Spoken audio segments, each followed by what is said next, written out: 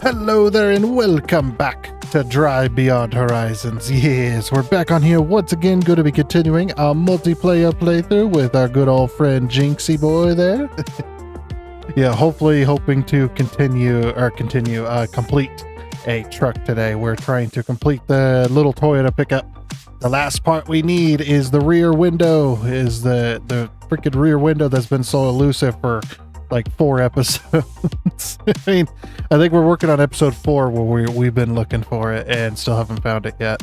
Spending hours and hours and hours towing another car that I've like got half the parts for already. So anyway, enough of me wasting your time. Let's go ahead and hop on into it. Let's go. All right, and here we are with the wonderful Jinx. And then my Toyota. I want to get this truck completed, please. I'm missing one part. That's what you said like the last 3 games now. I know.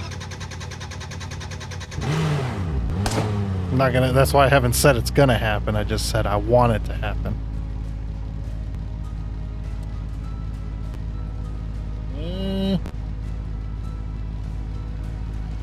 Sorry, I unplugged my controller because my controller's starting to get that little problem with the stick.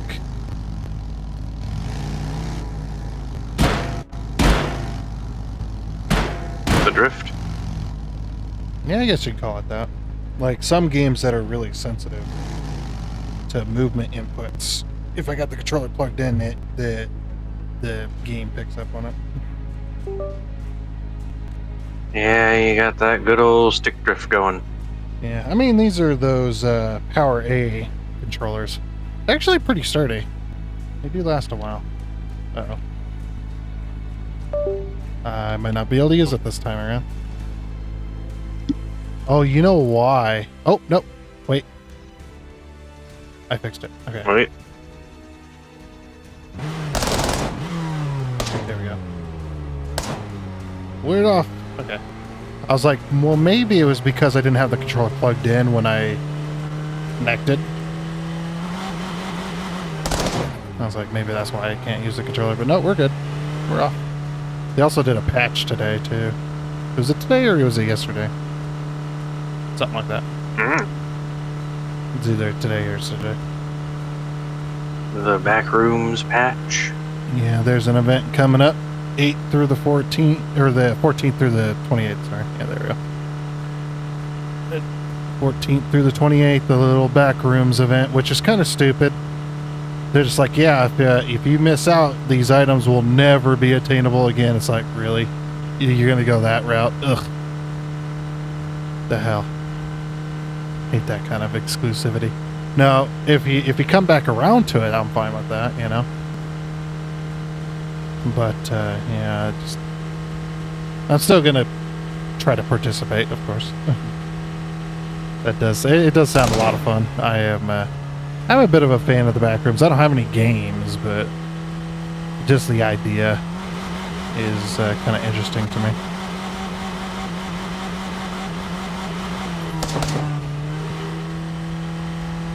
Yeah, maybe we'll have to hop genre one of these days and play a co-op horror like Backrooms. I mean, Enshrouded is kind of... What the... I know Enshrouded is kind of horror, yeah, multiplayer horror game now a little bit. You haven't played Enshrouded since the recent updates that they've had in the last year.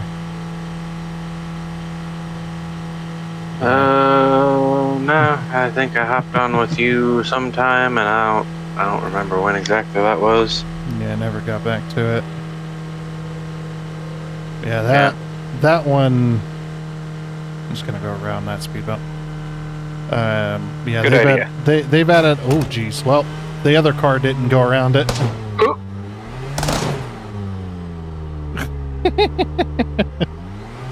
I went around it, but the other car got caught. Nope, I think I'm out of wood. Oh, did I not check my freaking engine again? I need to remember to do that each time I load. Yeah, I wish they'd fix that. every time I load into the game, the vehicle's oil and coolant caps are open every single time.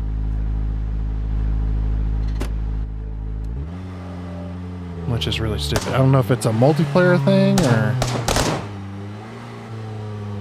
what.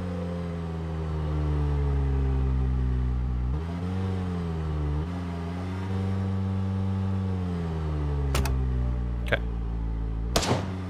And we're off again. Looked like nothing happened there. Yeah, I went around the speed bump, but the car behind me is slightly wider, and it caught the speed bump. It flipped over. Oh, I tried going for the speed bump because, you know, normally speed bumps don't really do much. You just kind of catch a little air and it's fine. Mine acted like I hit something, and it threw me and it flipped my car into the air, and that was positively wonderful. Yeah, did you lose anything? No, That's got an good. extra tire. Oh, that's good. Yeah, I forgot how slow I am. If I ever find a back window, damn it, I can ditch this damn thing. Oh, I might need some oil. Alright, well. Pull on up over here. Ain't much here, but I think this is a data. No, it's not a data. It's a something. What is it, like a small four-door car? No, it's actually my car. I'm just dumb. Oh, well, they got some extra parts. No.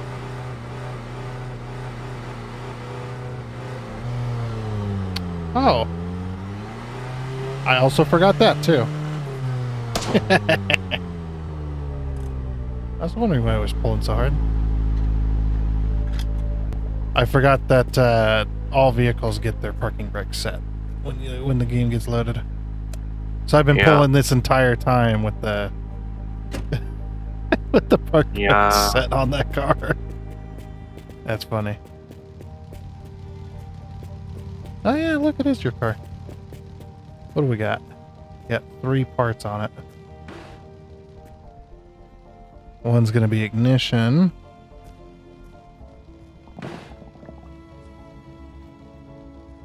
Hey, I got my glove box. Oh, sweet. Got sun visors. I think I have sun visors.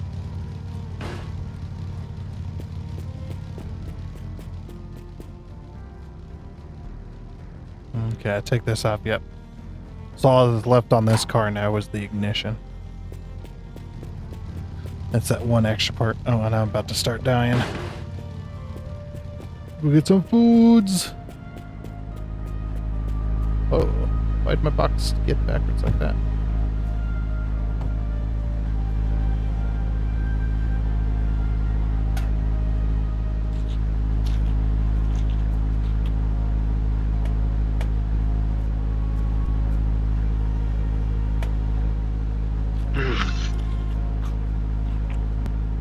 Right, full of foods. Let's grab some drinks. There's the drinks corner. I've got it all separated. I've got food in a few corners, and I got all the cans of soda like in one corner, all by itself. Huh?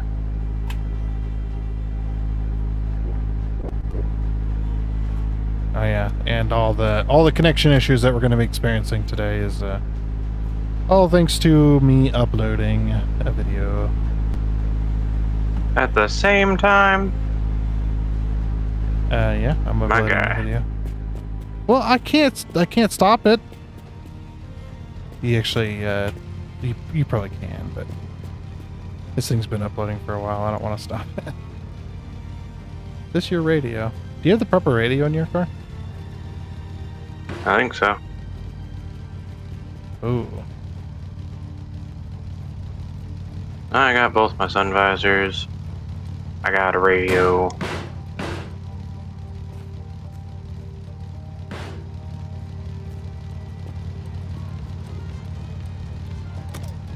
Oh, how did I grab your clutch from here? The hell? Oh, yep, that's the proper radio. Okay. I love that I went to go for your radio and I grabbed your clutch. Like, oh yeah, that's so easy to do.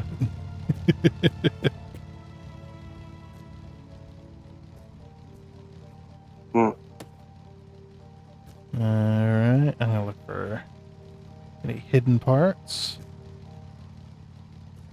Oh, there's a hidden part. What is it? Oh, it's a thing. Oh, there's another hidden part over here. What's this? I think it's one of the... It's one of the blinkers, maybe? Oh, yep. Boop. You have one of your blinkers now. Woo! Yeah, you gotta have the goggles in order to see some of these parts. They're so small. Okay.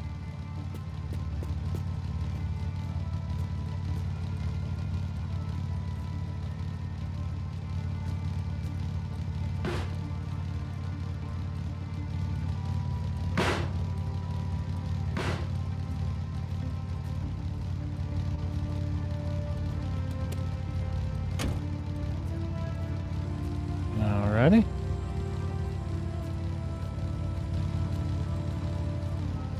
You get there. 31 out of 54. Oh. Yeah.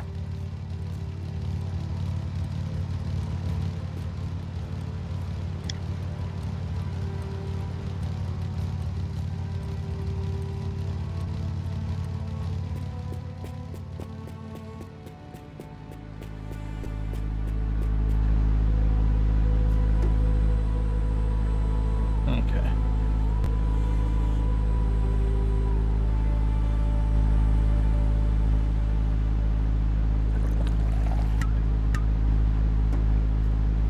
Alright, engine is full of oil again. Cap is back on. Oh, there we go. I love when it lags like that. It like, sometimes I get turned around. I'm just like, oh, what's going on? Where am I?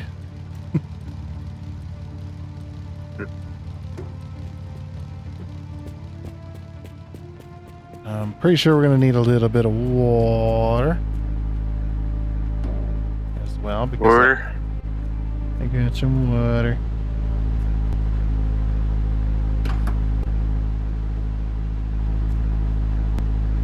Oh, wait. Oh.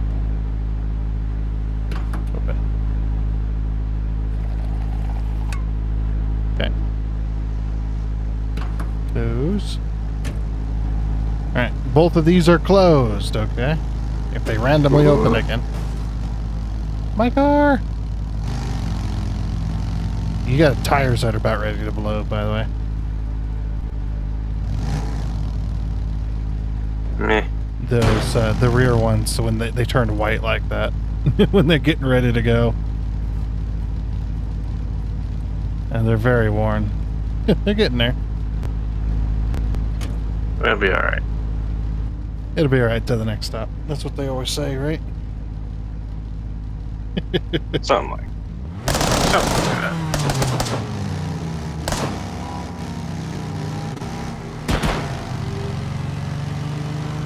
Alright, now that I don't have a parking brake slowing me down, maybe I can get some decent speed. Or not. I'm out of speed. I'm out of power.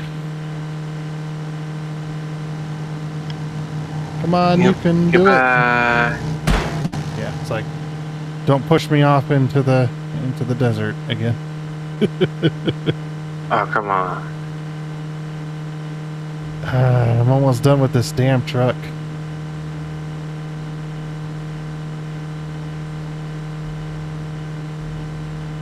It'd be nice to get rid of it. Did you blow a tire? No. Oh.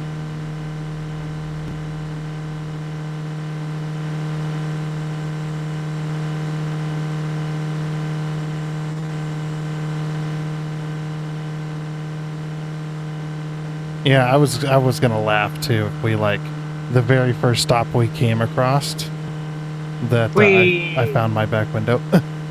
That would have been hilarious. Be like, oh man. Sad. Well, they fixed the landmines. What do you mean fixed them? I mean, they fixed them. What do you mean fixed them? What does that mean? Well, you used to be able to run through the field and just kind of take damage from one when they all went off like that.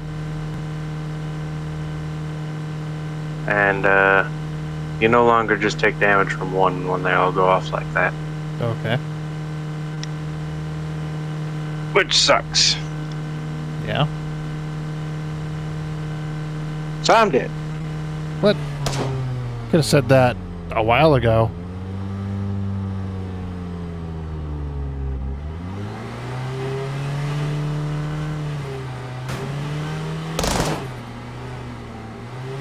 It's like, yeah, you should have said that a while ago. Just been like, I'm dead, and then did the whole story. That way I could have, you know, turned around a lot sooner. Oh, how fun is that? But I drive incredibly slowly, and backtracking is not very fun. Sure it is.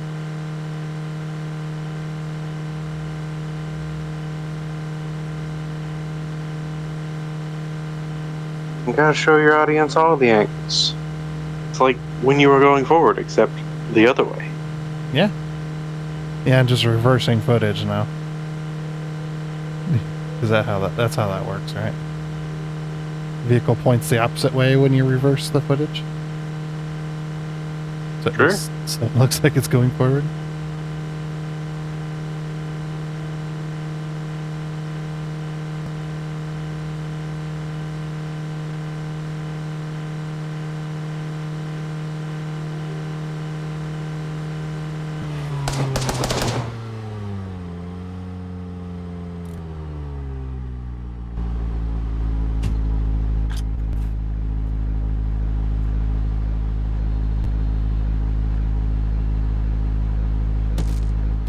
Wonder how long that'll stay running without a battery. Eh? Well, cars don't run very long without battery. Ow. What the fuck?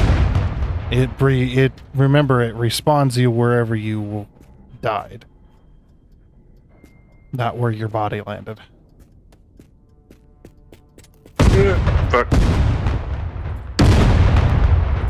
Oh god, stop. No. It's actually quite amusing. Damn it.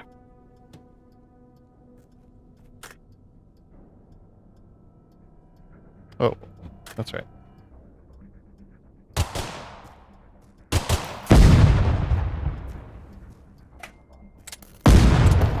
What? How are you still being triggered? Well.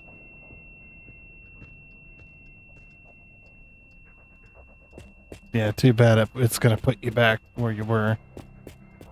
This battery's... Oh, it takes half of the battery just to...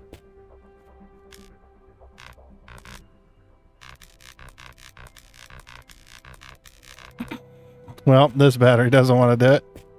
Hopefully this truck is still running. Okay, truck is still running, so I can charge this battery. Good. Wait, is it really charged? No, I was gonna say it wouldn't charge that fast. Yeah, I just remember in our old Econo race cars, we would run without a battery. Mm-hmm. Or run without an alternator. Sorry, that's the other way around. Yeah, we'd run without an alternator. Because alternator takes precious horsepowers. And that's precious horsepowers you could be putting towards racing rather than charging a car battery.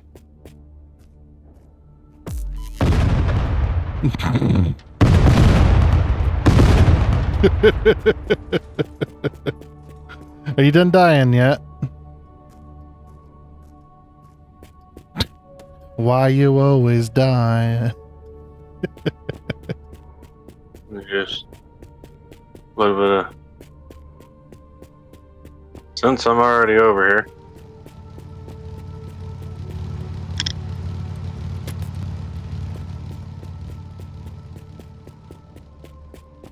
Oh, yeah. Let me grab this blinker. Duplicate it for you. Or let me check first before I do that.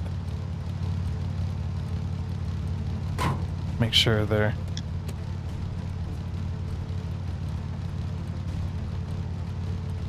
your car's in a bush. Hard to see. Okay, the blinkers are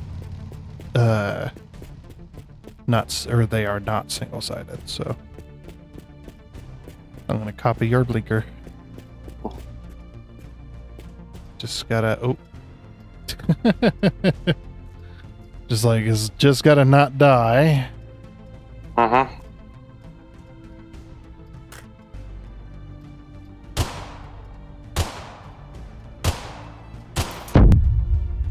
I was like, yeah, I'm pretty sure I could set these off with guns now.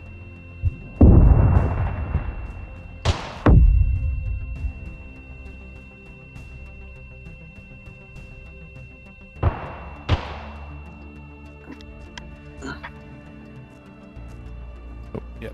I was like, I'm pretty sure there's one in this bush over here. Ow. Oh, what happened to my gun? Oh, God. What happened? I blew the gun out of my hands. The arm fell off of the slot machine. Oh. Oh, that's funny. Hey, my med kit. I was wondering where that flew off to. Do you need a med kit? No, might. Alright. Very slowly. Oh. Well, I was going to duplicate your blinker. But the mine set off the stuff inside the... inside the pooper. So, and it set one of the things down the hole. That's actually kind of a... That's actually kind of crappy, yeah.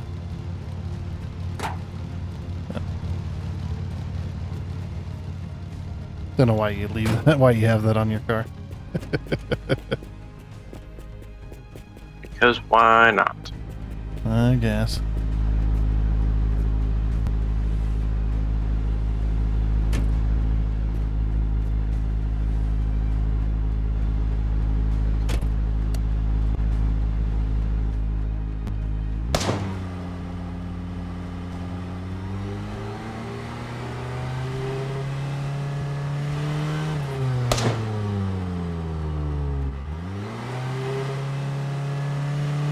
On to the road. You gonna push there, Grandpappy? No, I don't want to push. Are you sure? Yes. I do not want to be. I do not want to be sent into space. We already know how this come ends. On. I said a push, not a pull. I tried pushing you before. Oh, and you know that. you know what happened? You know what happened when I tried to push you? I got sent into the sky. It's just because there's lag rubber banding. You get a little bit of a rubber banding effect. So it goes from a slight tap to all of a sudden your car goes backwards at 1,000 miles an hour in that split millisecond. It sends you flying. I think it's called a lag bubble. I think that's the proper name for it. Fine. Yeah, I'll be fine going 5 mile an hour up this hill.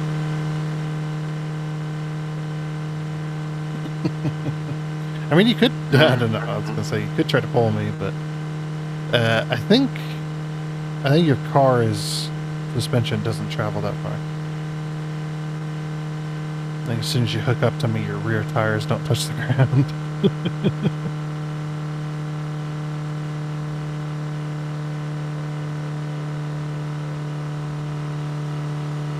Alright, truck, you can do it. Pull What the the hill. hell?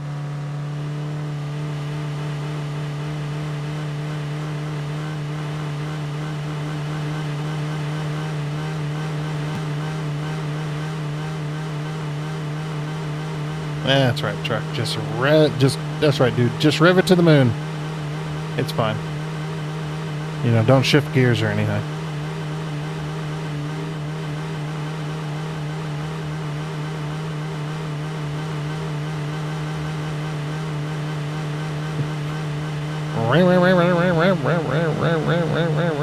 That's what I'm listening to.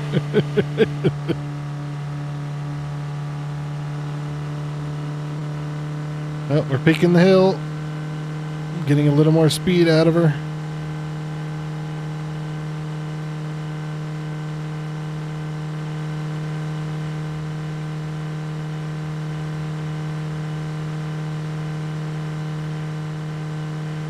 Come on, truck, you can do it.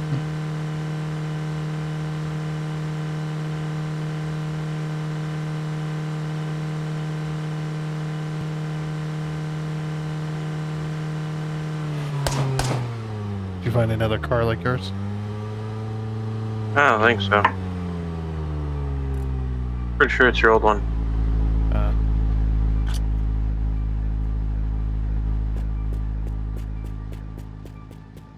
Yeah, it's your old one.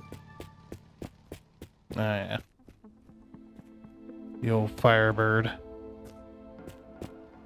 Alright, anything back window shaped? No. Yeah, only the back window on the Firebird.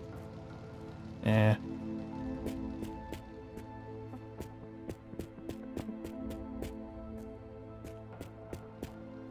Okay, well.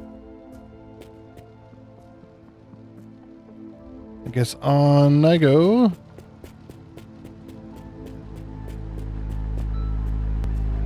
What is this? Oh, jeez, the whole piece. Or the whole.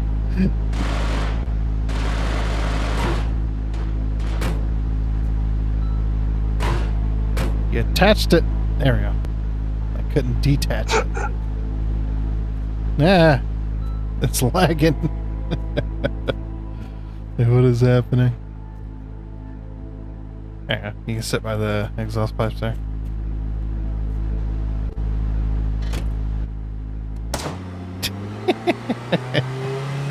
That's going to trigger so many people. Whoa! Oh, well. Did it trigger your truck?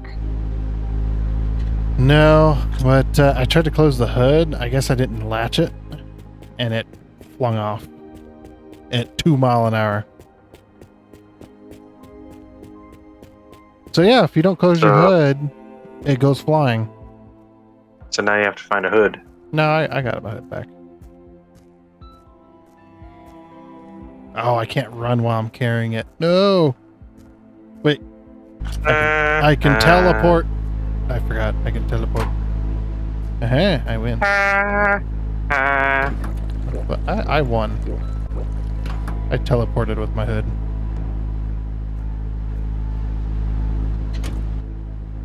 Me. Really would. I don't think this upload's even going to be done by the time we're done with this episode. That's just because of how big the damn episode was. At this rate, you need to borrow your neighbor's Wi-Fi. Well, I mean, it's not that bad. It's just when the episodes start getting like, oh geez, when the episodes start getting like 90 to 100 gigabytes in size, it tends to Yeah, but take a while. Doug, you know how long you normally play a game for? Must have blew tires out on this. Yeah, I did. Right, I usually still edit it down though.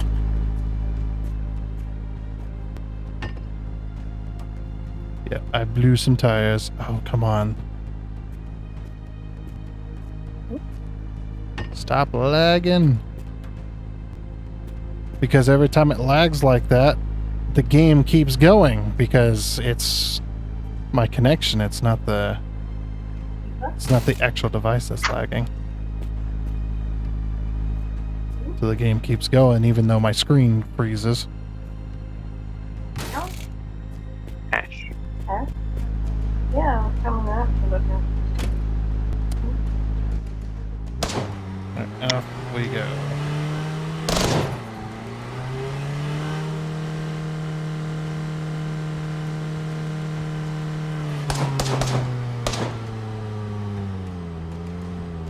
There's usually some parts of these ramps.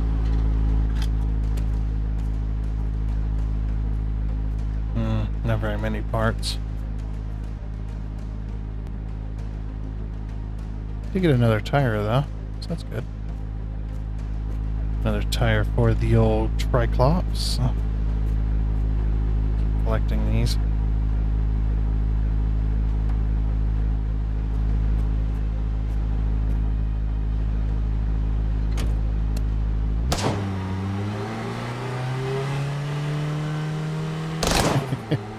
I'm about to give up on this pickup truck, I tell ya. But Tundra, you've only got one part left. Don't do it. Well, how many hours? How many hours have I spent trying to find this one part? No, don't talk to me about hours, Tundra. Think of your fans. What? Well, I mean, this series has kind of went off a little bit. There's the ceiling fans and the oscillating fans and the big old box fans. Yeah, I do have a ceiling fan, a box fan, and technically 2 fans inside the air conditioner. Because the air conditioner, you've got the inner fan, the one that pushes the air past the cooling coils inside, and then you've got the big fan on the back that pushes the hot air past the condenser to cool the condenser down. Yeah, well, jokes aside, the minute you ditch that truck is the minute you're going to find the last part. So, This is true. don't do it. This is probably true. But at the same time, I'm like, I'm so tired of going 5 miles an hour down the damn road. I've already found enough parts on the Triclops that I can't just abandon it.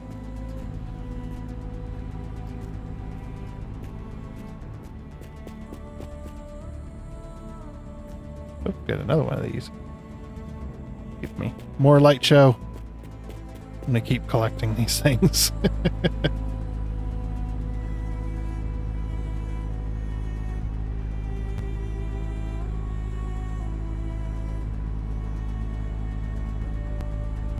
That one's also green. Okay.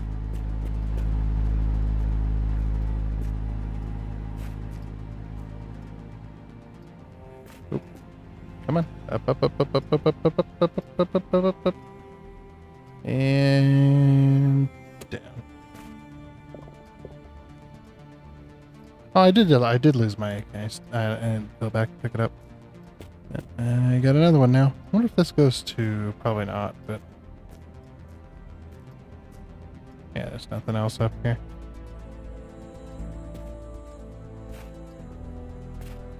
Hibbity! Hibbity! Oh. Let me... Why is this... There we go. Why is that so tough?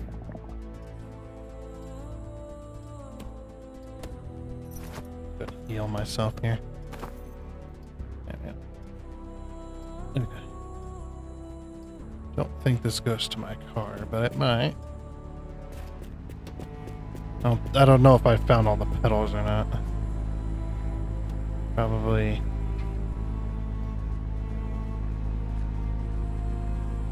I think I found 2 out of the 3. I know the gas pedal's correct. Yeah, gas pedal's correct. Clutch is correct. But the brake pedal is not. That's also not correct.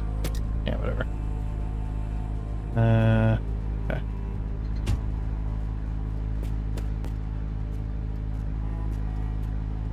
I definitely don't see this back window here.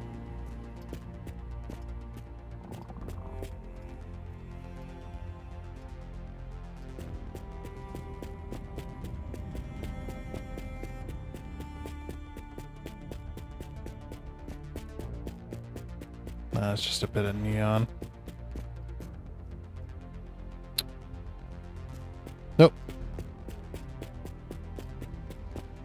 I think Jinx left for a minute.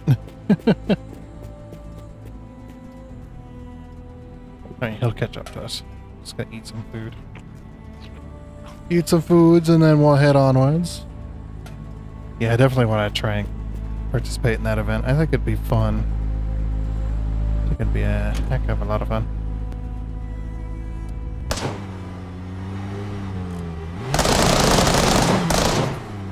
There we go. Let them know we're leaving. Oh no. There we go. Off we go. Onwards to adventure. God, I want to go too fast now. Don't go be going too fast now. Yep, recording's still working. Good. I was gonna check that.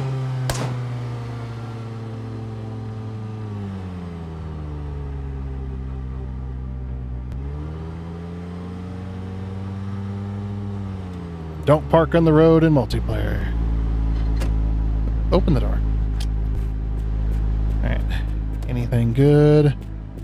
There's a reason I park on the other side of the road, the opposite side, when I come to these stops. And that is because every now and again you'll have a landmine. And if your car's close to that landmine, it'll blow it sky high. I've had it happen. That's when we were trying to complete the Firebird.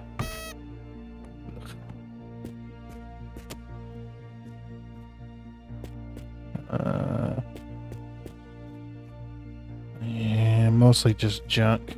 Looks like. Yeah, actually, complete junk. There's not even a car part other than one thing. Yep, we're moving onwards. Onwards. By the time he comes back, he's gonna be like, "Oh, what the heck?"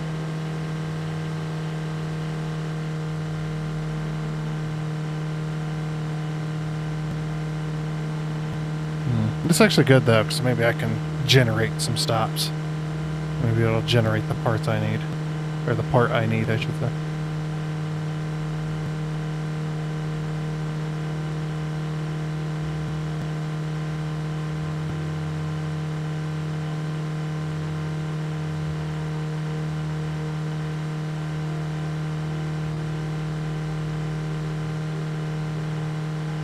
I haven't seen any more Triclopses in the area either.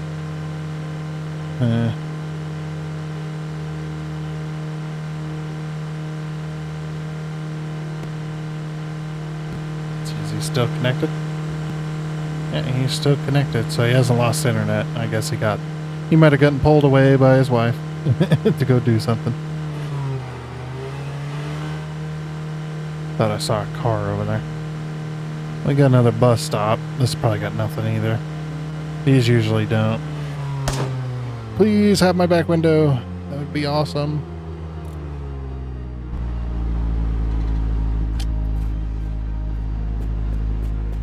These ones also usually have like a mine like right behind there.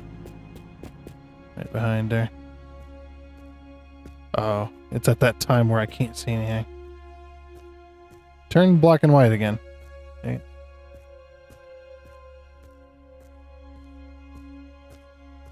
Yeah, it usually turns green for the daytime? Or is it black and white for the daytime and green for the nighttime? I forget. Yeah, it doesn't look like there's anything here other than a single door. A single door, a trunk, and a I think it's one of the Unimog tires or van tires, whatever. Junk. On we go.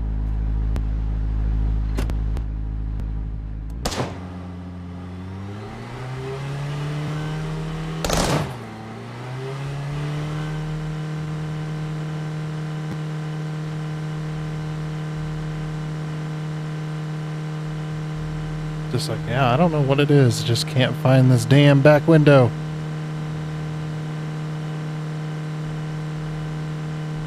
How many hundreds of kilometers am I going to be stuck like this until I find my back window? It is going to suck. Yeah, he's still up there. That is A-okay. Is there a stop off to the right? Looks like there's something up there, huh? Might go take a look.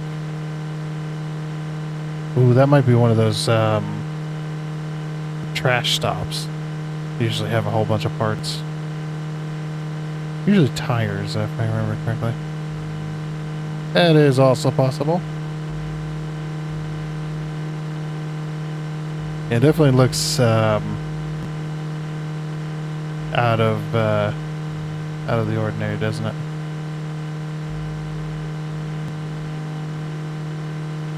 Oh, no, it's just a pile of rocks. Never mind. No, I definitely saw something glowing over there. Oh, well, we lost a tire anyway. Looks like we're stopping. Oh, I think we lost 2 tires. Yeah, we lost 2 tires. Which means the others aren't far behind because I usually change them out in sets of 4. Yep. I'm not even saving the rims at this point. It's like I got a decent amount of rims on the actual dealio. Oh, yeah, also don't take off all your tires. Your park brake is holding on to some of them. Oh man, I'm running out of tires, man. Yeah, we haven't found any, hardly any tires. Oh, I was like, it's green. No, I mean, it is green, but... my bad. Oh, hold on. Come back here, rim.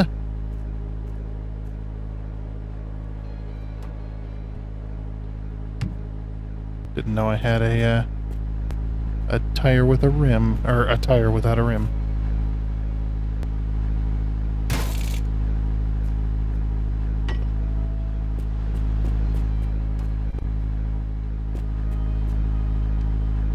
Alright, this one has a rim. Okay. Still 53 out of 55. Yeah, I'm gonna go walk. I actually think I see the POI up there. Yeah, it's up here. I'm just gonna take a quick gander. The only problem is if I get too far ahead and he has to leave, or if anything happens, then I have to drive all the way back. Oh, hello, zombos. Oh, have a ladder.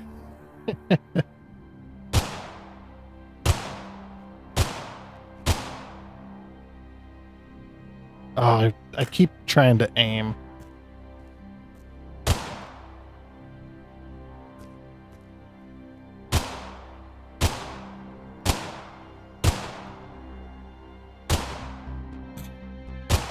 There we go.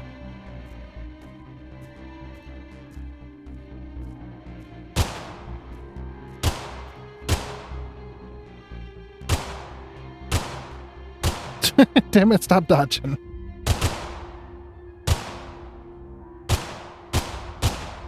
Ah.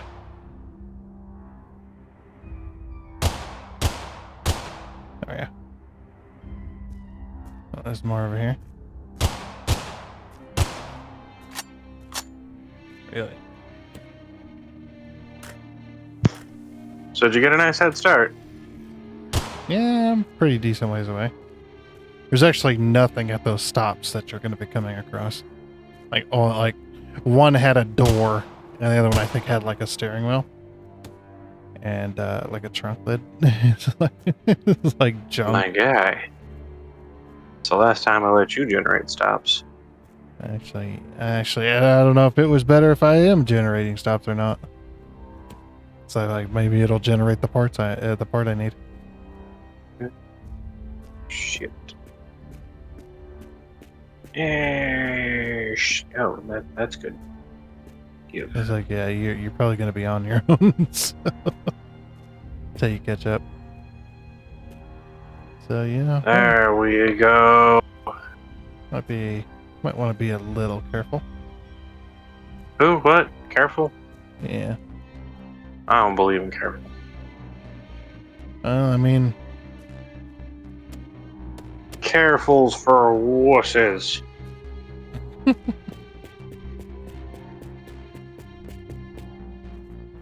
that's a front window.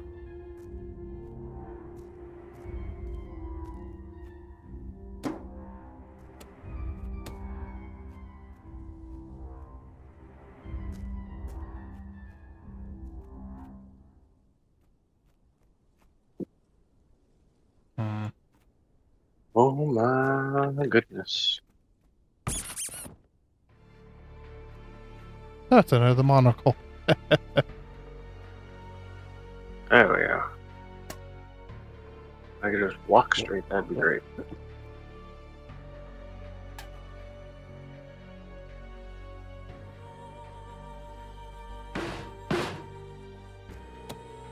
Man,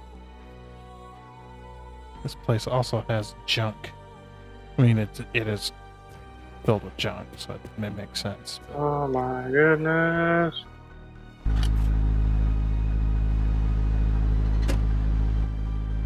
yeah, I was kind of forced to stop here anyway because I ran out of tires.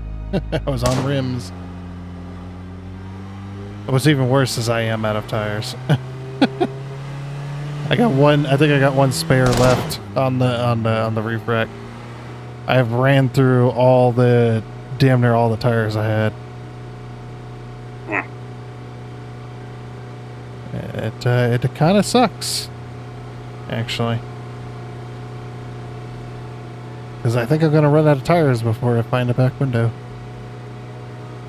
And then I'm going to have to find other tires.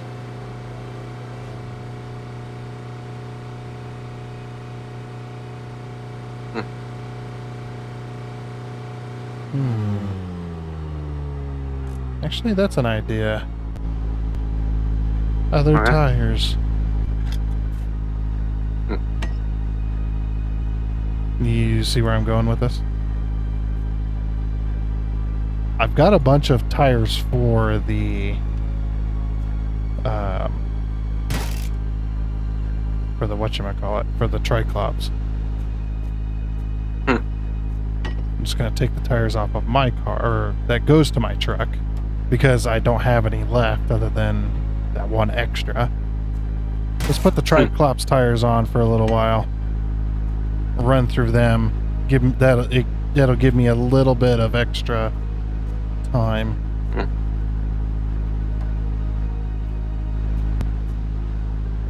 Because yeah, it doesn't matter if I find a back window if I've ran out of tires, you know.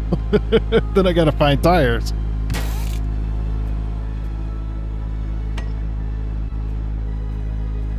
Hilarious. Is it? It is. How dare you? Yeah. How dare you laugh at me? I'm struggling, man. Struggling so hard, my truck is vibrating. Alright, we are on incredibly thin. What do they call the bias tires? I think that's what they're called. The older tires, really older tires of the older generations. They were called bias tires. And you know you're looking at a bias tire if it doesn't have any. Oh geez, there's some lag there. If it doesn't have any way for the water to escape.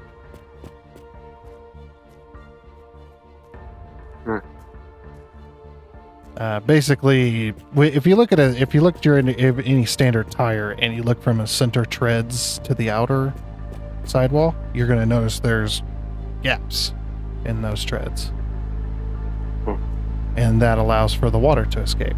So if you're driving on a lot of water, driving through rain and stuff like that, heavy weather, when you're driving on that water, or the water gets into the tread and then it pushes it out to the sides as the tire goes over it. and you're less likely to hydroplane in that. But the bias tires, they didn't have that. So if you drove through like deep puddles or really heavy weather and stuff like that, you would just hydroplane very easily because the water couldn't escape. So you have this layer of water between the tire and the road, and you have no traction. It'd be like driving on ice. What the hell? What did you do?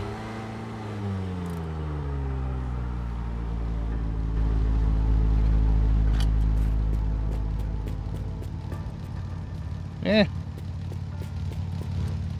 How many tires you got up here? Are you out of tires completely? No, not completely.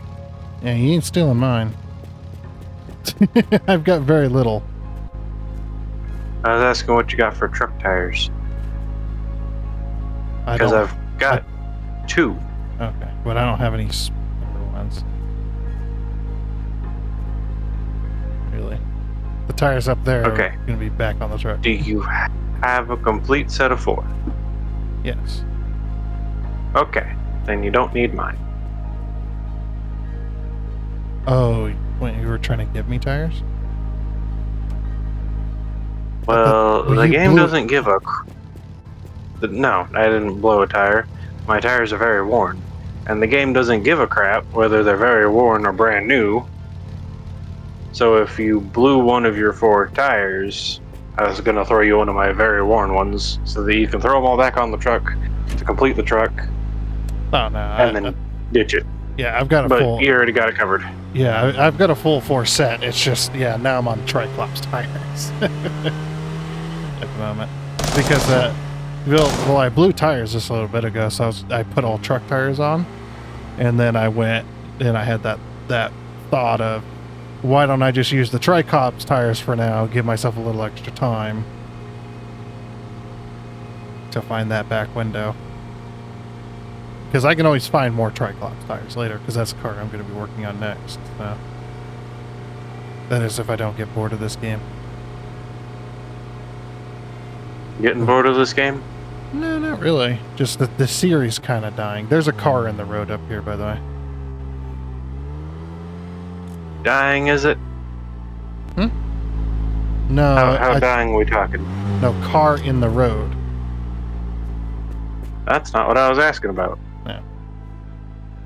Yeah, You said the series was dying. interest is dying. Yeah, see what I mean? There's a car in the road. That's why I was warning you, so you didn't smash into it. Or smash into it. I mean, whichever way you want to do it. At least you didn't smash into it at high speed. Well, it's not like, you know, before, which I'm fine. I'm totally fine with. Just so that everybody knows that, you know, I'm not doing this series just for the numbers, you know. I enjoy this game. It's actually quite fun. The heck are these birds flying at so low? Are they going to go through the ground?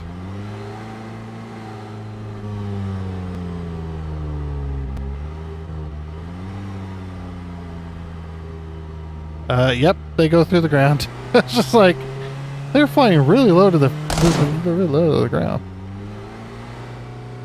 But yeah, the numbers that we used to get on this series have dropped off dramatically. At this point, my Satisfactory series is more popular. That's okay though. Like I said, I'm not in it for the numbers. I mean, kind of sad. You were so excited to see that first set of numbers. Oh, dude. Yeah, the first set of viewing numbers, man. That first episode. That episode is still... that. I don't think I'll ever beat that for, like, years to come. Yeah, sure you will. When I say for years to come, I mean, eventually I'll beat it, but... man, it's... I mean, the next video down is 9.3 or something like that thousand. And the very first episode of this series is at 30K. That's quite a milestone to beat, you know what I mean?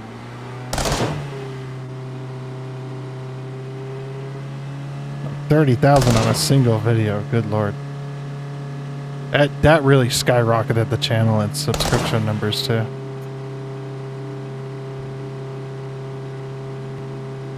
Yeah. Yeah. But yeah, like I say, I think people have become a little bored of the series. Definitely. Well, I mean, not gonna lie, it's a little repetitive. Well, You run along, you find the next car, you move on. yeah, it's meant to be repetitive though. That's how this game is built. This game is like it's like the Long Drive's older brother. You know? But they were twins. You mean like a Long Drive's younger, slightly more exciting brother? Because the Long Drive is a long, boring ass game.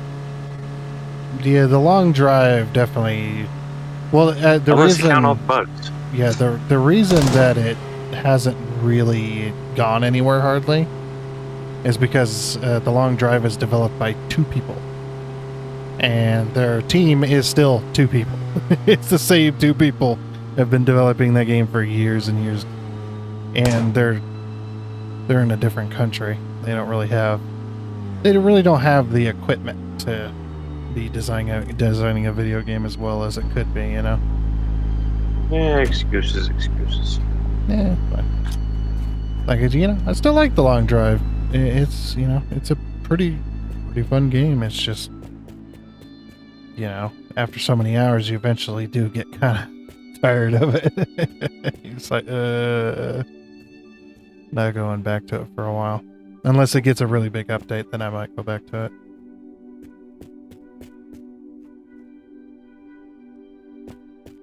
Might go back to it and check it out.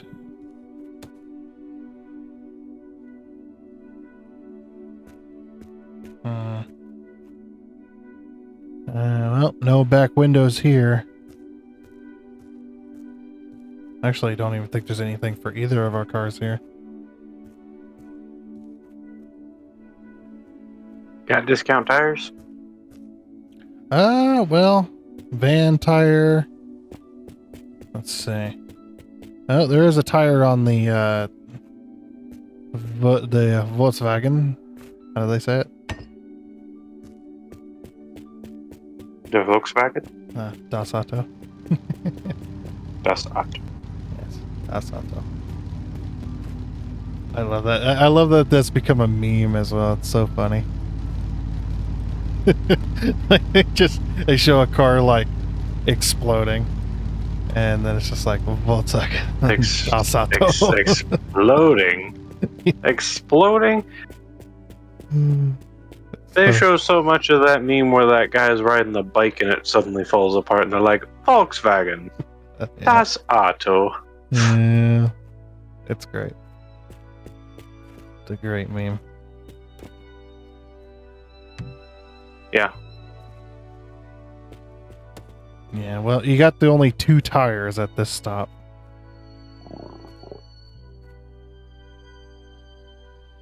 Yeah, tires is tires, and we're getting slightly desperate for them. So, Yeah.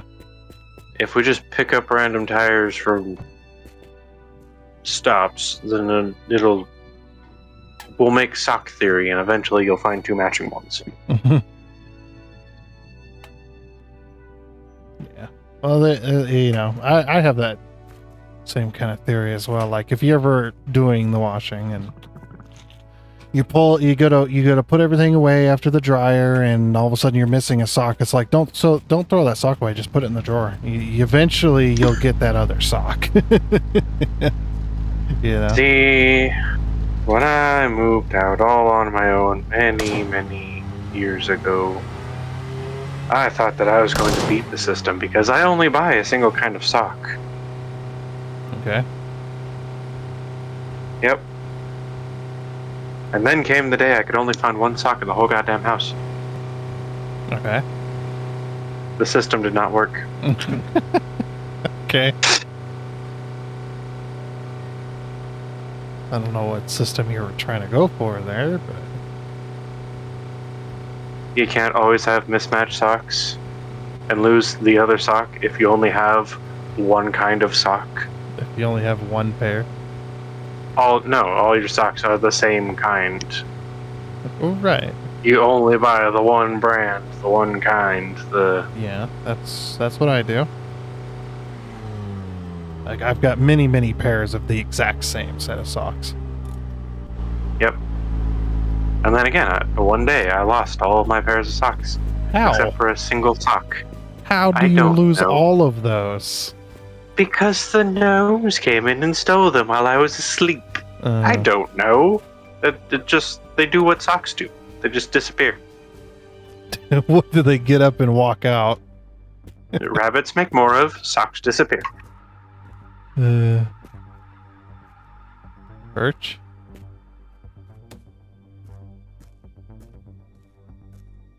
I mean, there's some tires. Some van tires. Just get rid of these stupid nose cones.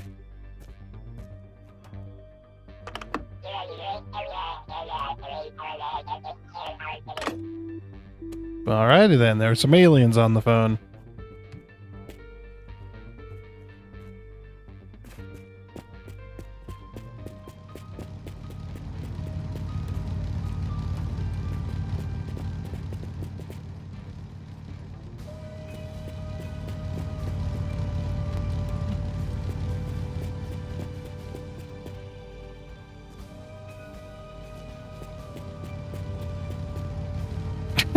The tire is way too small for that car. Oh, not on my screen. On my screen, it is humorous. Let me just hold still. Whoa. Well, actually, turn around. Take a look at the camera. Cheese.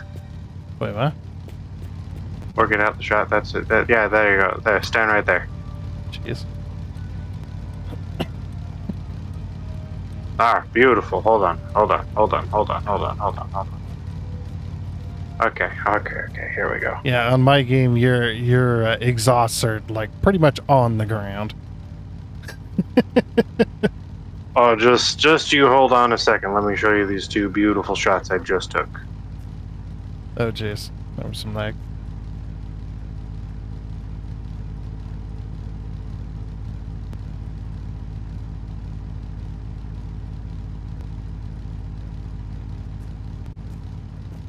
Ah, damn it. I did it too fast. Alright, come back over here. What did you do? And then, yeah. And then... Last screenshot. Are you taking actual screenshots or Steam screenshots? Damn it all. Steam screen... Blah. Yeah, Steam. Okay. And let me make sure this is working. Oh my god. What the hell? Alright, there's the image he's talking about. That's so great. Like, what the heck, man? Why are those tires so crazy? And there's the other side. The rim is bigger, but the tire is much bigger. It's not supposed to be like that. And we're back. Okay. So I was doing some on-the-fly swapping there.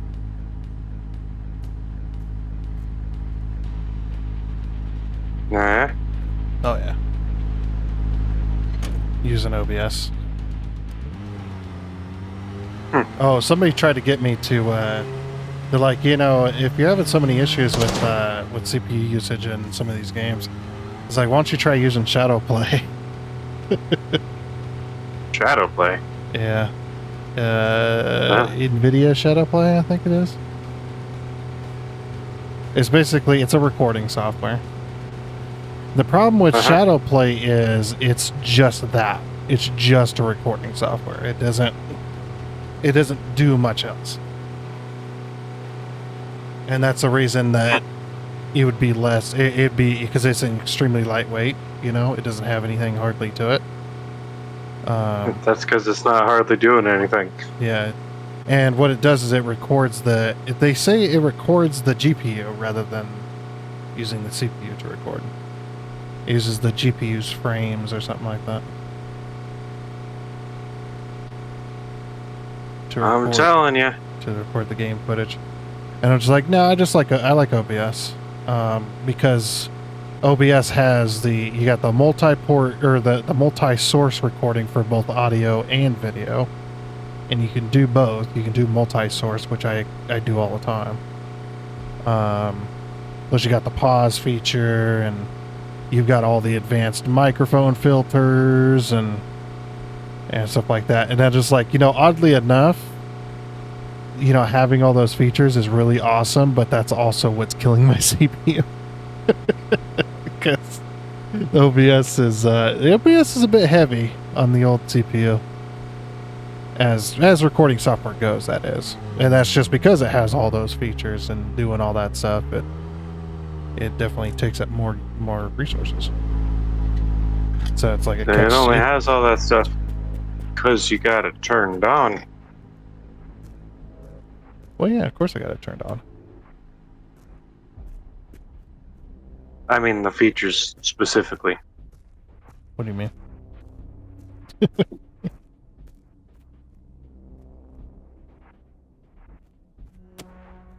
like, yeah, I've got the features turned on. One of my favorite ones, it does take up more CPU, but one of my favorite ones is the old noise cancellation. Or the background noise filter. It's actually really good. It's like, even with this mic, this is a little bit more professional of a mic. It still has a little bit of background noise to it. Like, it's nowhere near as bad as a headphone mic, but it still captures a little bit.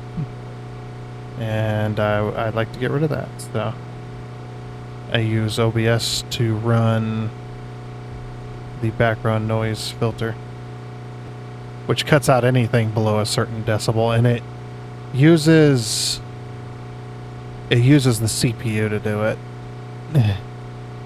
It's automatic.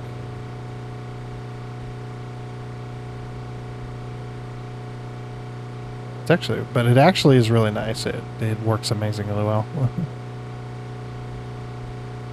Does it? Oh, yeah.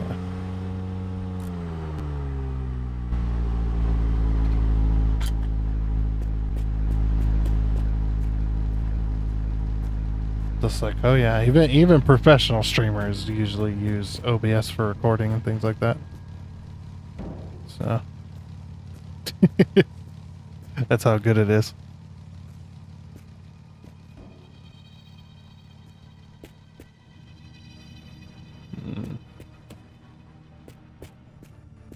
Damn, no parts.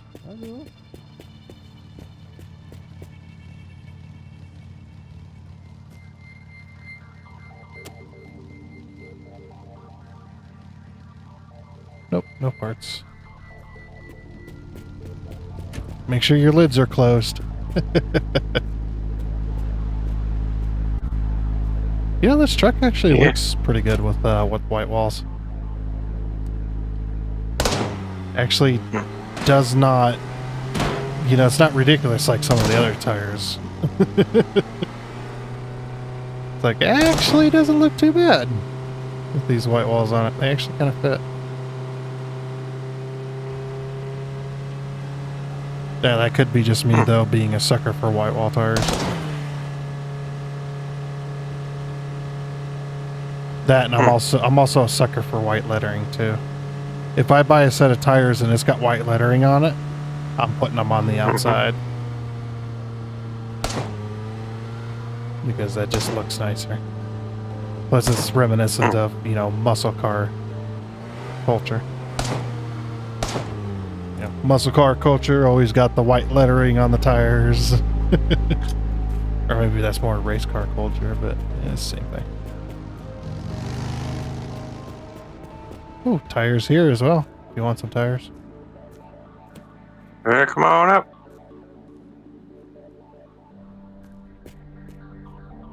I'm still looking for my back window. You never know, I might find it.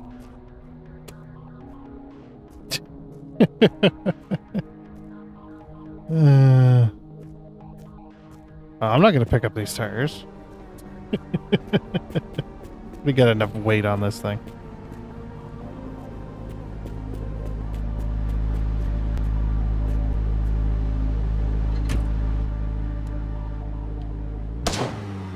All right, off we go.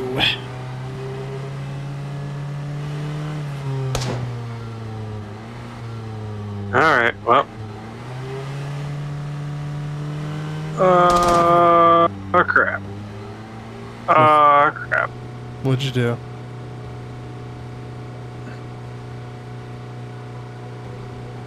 I,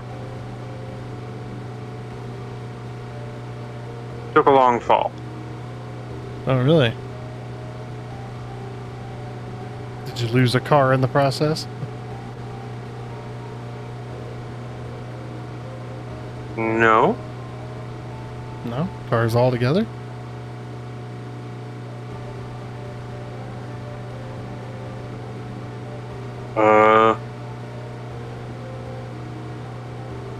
Kinda? Sorta? How'd you take a long fall?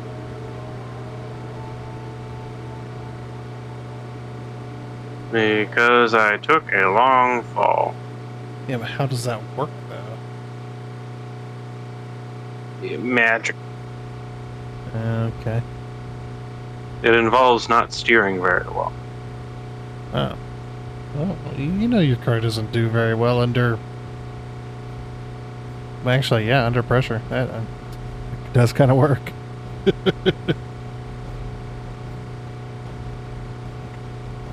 What you need is some camber.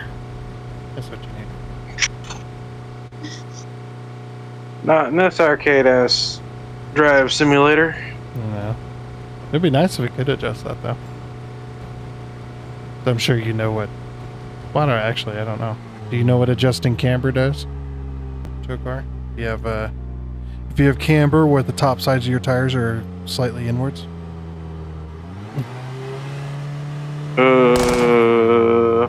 Has it to do with your turning? Yeah. I know that much. Okay. Do you know what the tire does? And why it's pointed the way it is when they set that? Not entirely. Okay.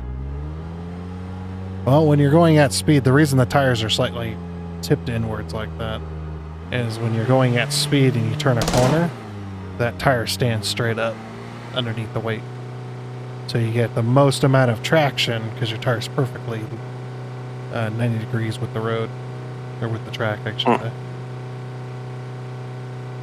That's the traditional way. The other type of camber is when people have got tires that are way too big to fit inside the fenders of their vehicle. so they tip them outward or tip them inwards like that. And sometimes they go to the extreme. There is a culture of cars where the tires are sitting like at a 45-degree angle to the road. Well, they think they drift better that way or something? It's more of just a look. I mean, I guess there is some of that in drifting, but it's not to that extreme. But yeah, they even make specialty tires that are for setting up your car that way. It's pretty crazy. Because on a normal car, you wouldn't be able to drive with your tires at a 45-degree angle very long.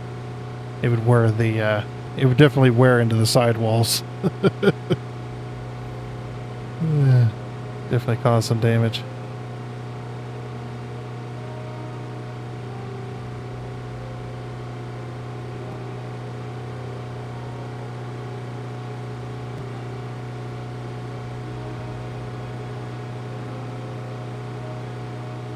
You okay back there?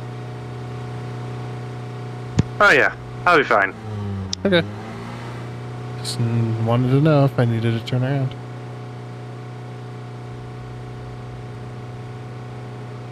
You'll catch up eventually, yeah.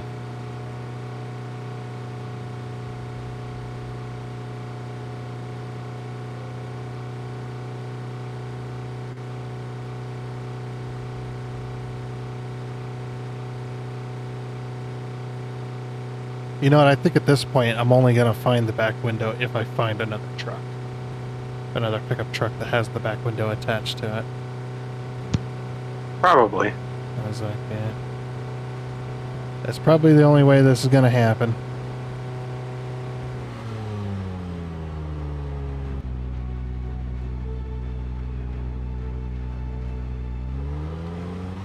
There we go.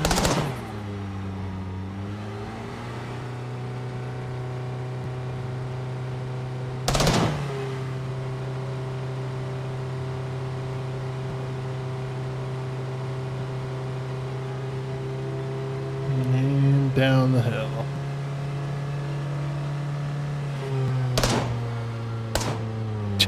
There's a random trailer out in the middle of nowhere. See if it has any parts anywhere. Oh, it's at that time of day where I can't see anything with my goggles.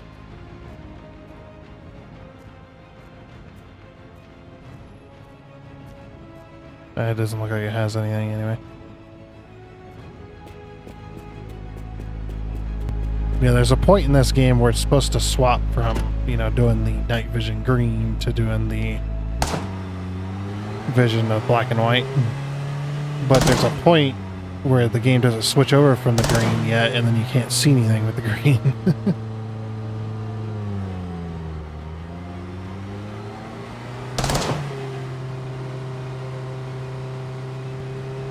Well, you might get some tires. Or you might get some tires. I see one of those stops that, you know, got the little wacky, wavy, inflatable arm flailing tube, man. And of course it's full of zombies. Because of course it is. Alright, let's get off the road. I'm gonna pull off onto this side. That way I don't get attacked. Because you know what happens when zombies hit your car? They rip parts off, which is really annoying.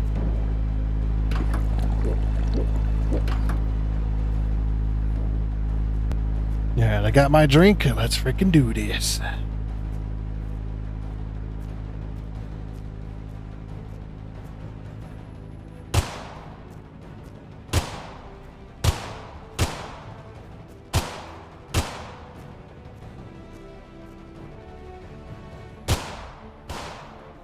I shot two zombies at the same time. Nice. Didn't kill them, but it did hit both of their heads.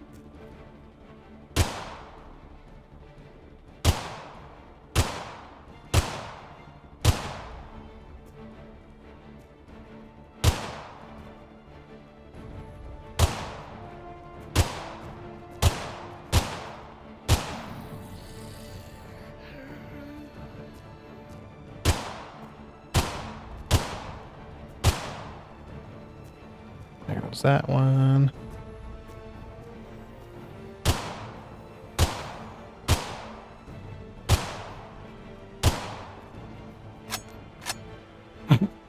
Well, me and this zombie's just gonna stare each other down because my that gun is out of ammo. That's right. I brought my spare AK. Bam.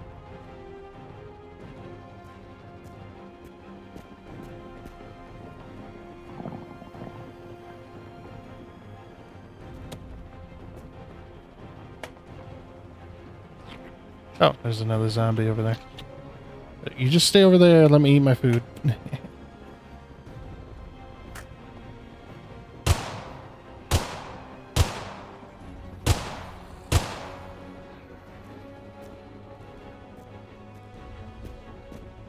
Alright, any more Zambambos? Around the back? Nope. Yeah, it looks like we got some tires back here. And another ladder if you want a ladder.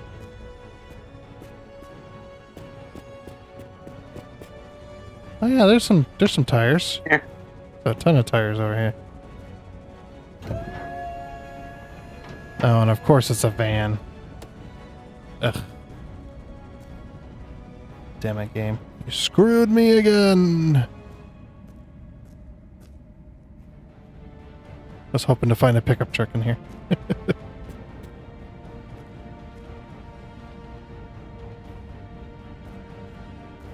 But yeah, tons of tires for you to take.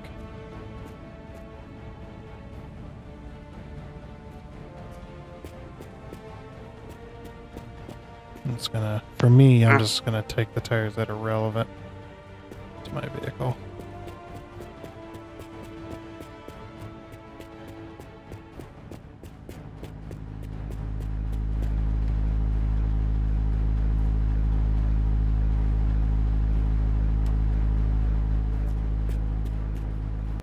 And we're back.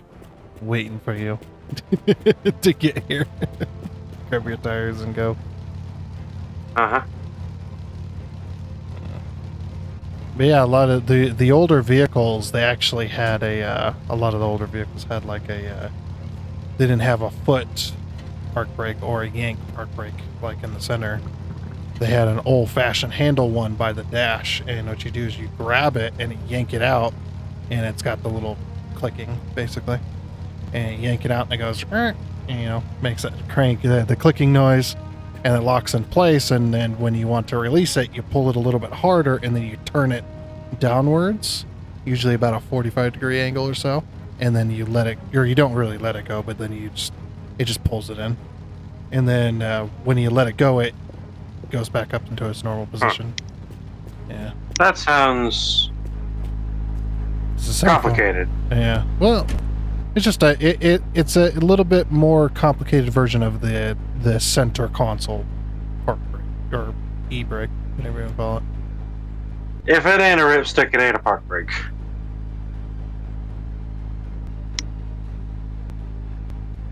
You mean it's not an e-brake? Huh? You mean it's not an e-brake? You heard me. You're not going to emergency e-brake on a pedal one. That's just not going to happen. You're not going to be able to lift your foot up high enough. They make those deliberately hard to push down while driving. That's why you know, whenever you go to do the pedal one, you always got to lift your foot up way up in there just to put your foot on the actual pedal. They make that deliberately like that. So that you can't do it while driving.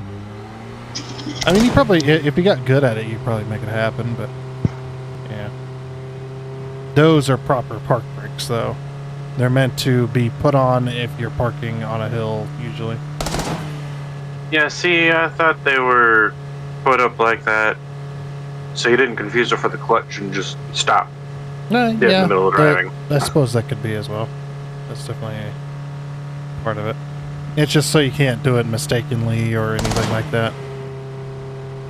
But yeah, those ones are actually designed as well to, like a normal park brake, to actually, so when you're parking on a hill, you don't put so much pressure on what they call the parking pawl, which is a little metal lever that locks the transmission in place when you put it in park, so it doesn't go anywhere.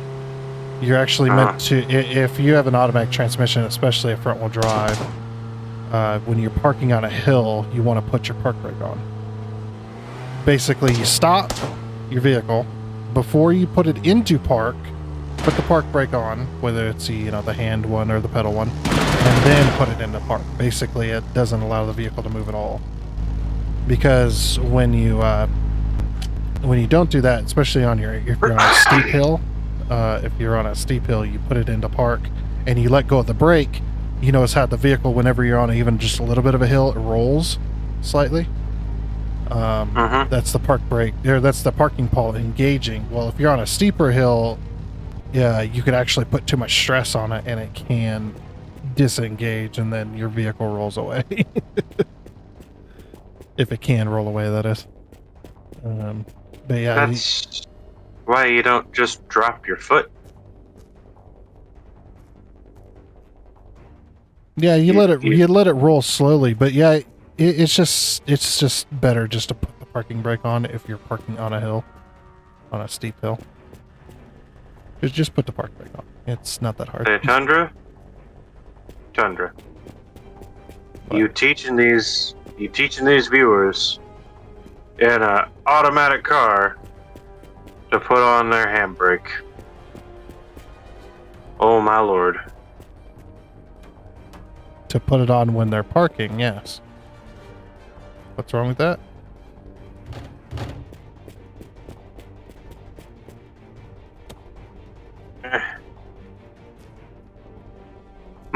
peeve? What do you mean? We got a lot of idiots around here. Okay. No, the area I live is flat as a damn board. Yeah. Yep. And these guys, they put on their parking brake in their automatic vehicle Right. on a flat surface. I don't really see a huge problem with that. Like, It's annoying as shit. it's annoying. Why?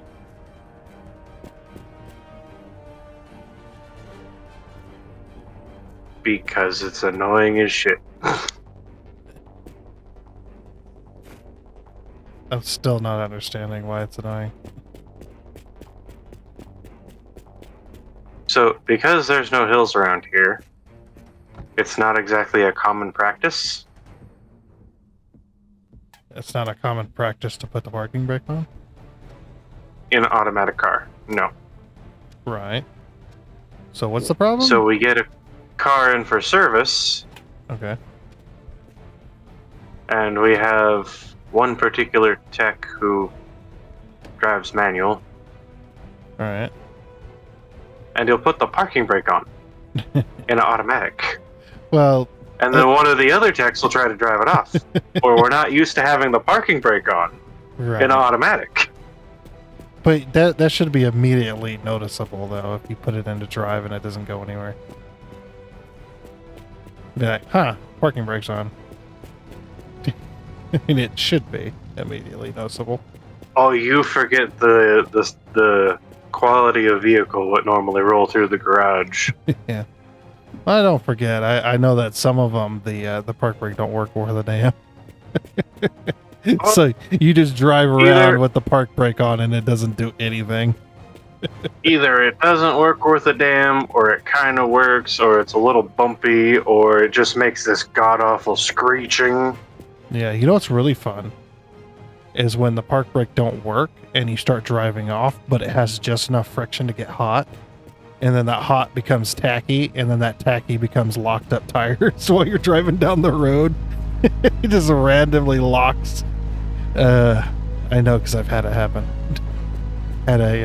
Well, speaking of what our conversation earlier, I was driving a Dodge Caravan. Like, I think it was like a 98 or 99, 2000, somewhere around there. Dodge Caravan. And, well, the park brake on it got locked and you couldn't unlock it. Like, it was broken. It was engaged. But you could drive around with it engaged because the park brake didn't work hardly. It didn't stop the vehicle from moving at all. But what happens when you take that down the highway like that? I start getting up to about 50, 60 mile an hour, and all of a sudden the rear tires lock up, and I go for a spin. Freaking 60 miles an hour. I'm like, ah! I didn't know what was happening, you know. And then I look and I see the skid marks leading up to where I stopped, and I was just like, oh. And then yeah, the vehicle wouldn't move, and it was because of the heat. You know, there was just enough friction to cause a lot of heat. And then it eventually locked itself.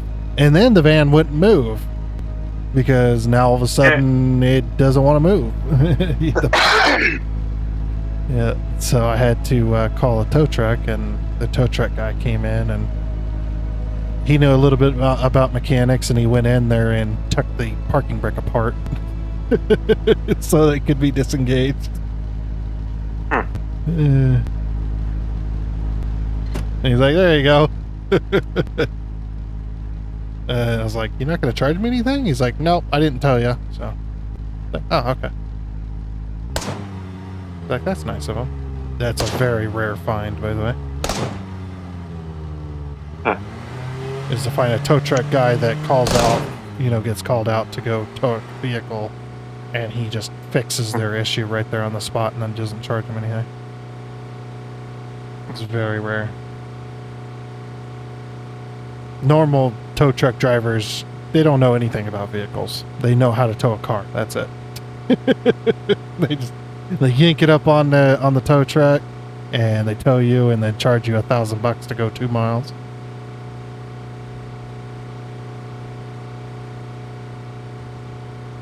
That's pretty cheap, by the way. Oh, thank you. I will push my car before I decide to get it towed. I'll try anyway.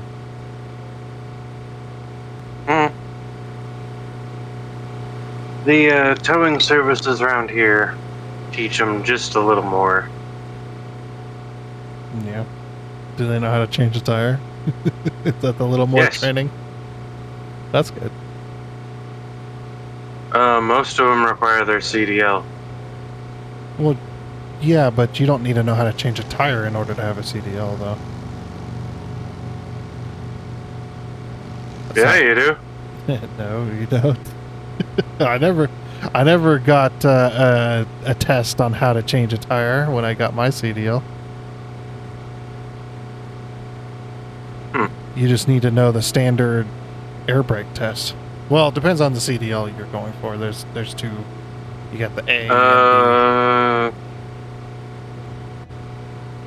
I Yeah, A class is air brakes. You need to know how to use air brakes and how the air brake functions. You need to explain all that because it's federally mandated. And then B class, and then the CDL. The CDL B class is for the bigger, basically bigger delivery trucks and smaller semi trucks, I guess. Things that aren't air brakes. It's the only difference. The person that told me about their CDL whatever's and all the crap that they had to learn for it got it for running public transportation. So B like then. Bus. Well, I guess it depends on the type of bus. Some buses don't have air brakes and some do. They had to know both. Then there was an A class. Because yeah, the CDL A class thing, that's federal. That's That's not by state. So that's why there's a federally mandated air brake test that you got to know how to do. But the only difference, like I said, the only real difference between A and B is air brakes. A means you can drive anything. You can drive pretty much anything with air brakes, and without, doesn't matter. But if you have a B, you can only drive vehicles that don't have air brakes. If they don't have well, any, maybe it was part of their other stuff. it could have been part of the. If they're driving bus, could have been part of that. Their training for that job. Well, they said specifically that they were tested on it. It might not have been part of the CDL test. It could have been a job test, but Yeah, that's what I'm saying. they had to know. They had to know their full maintenance of the bus. Yeah, that's a job requirement. Definitely. Including tires. Yeah. Now, part of the CDL test is definitely knowing your vehicle at least a little bit. You know, like parts like air compressor, that kind of stuff. Air tanks, checking for just all kinds of stuff. It's a little bit of both, I guess. Yeah, because especially semi trucks, unless you've got a mobile tire changing, basically kit, I should say, you're not going to change a tire on a semi if you need to, because a lot of those they're so heavy that the standard jack is not going to lift them up. Oh, I know. Like the Oh, I know. We've had a few semi tires delivered. yeah, you've done semi tires. No, I was not allowed to do the semi tire. Oh, I was like, I'm surprised Walmart does semi tires. What? No, our machine is way too small for that. Yeah, it definitely is. The truckers will, however, take advantage of the deliver your tire to the shop feature. Look at this. Good God, what the hell is that? This is the Unimog engine. The big truck. Yeesh. I'm putting it in there because it's diesel. It's gonna be... I don't know if I'll be able to start it. We'll try. But yeah, no, some of the truckers will have it delivered to our shop because there is an option for ordering online tires where you can have it delivered to the Tire Lube Express. Mm-hmm. Yep. And then we'll be part of their route for like a pickup or a delivery or some shit, and they'll stop by and they'll just get them and go. Okay. Because we can't actually install them. Our tire machine only does...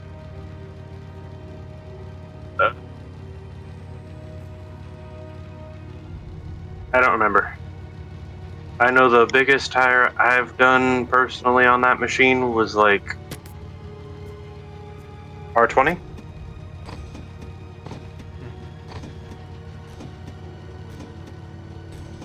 Yeah, 20 inches. A little higher than normal. I don't know. It might go slightly bigger. Yeah, it probably does. But 22s. There's some it's a clamp from the inside type machine. It's not both? Oh. Huh? That's sad. There's tire machines that do both. They'll clamp from the inside of the rim or they'll attach to the lip on the outside of the rim. There's some. Oh no, it does that. There's some that do both. Yeah. Oh, I can't do this motor. See, we actually have one of the really old style ones too. Yeah, I don't have the battery to start that. I need the 180 amp battery.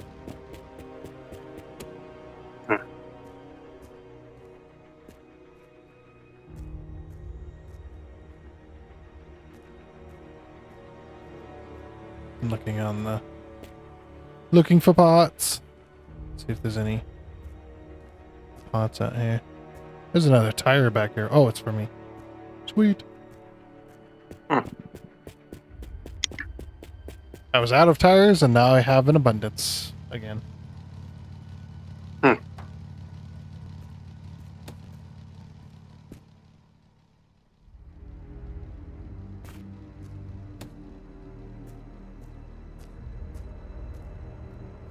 The heck is this thing? Oh.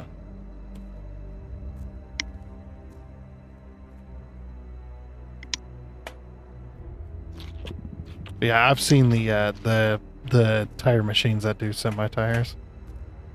Like, no, thank you. I don't want to be a part of that.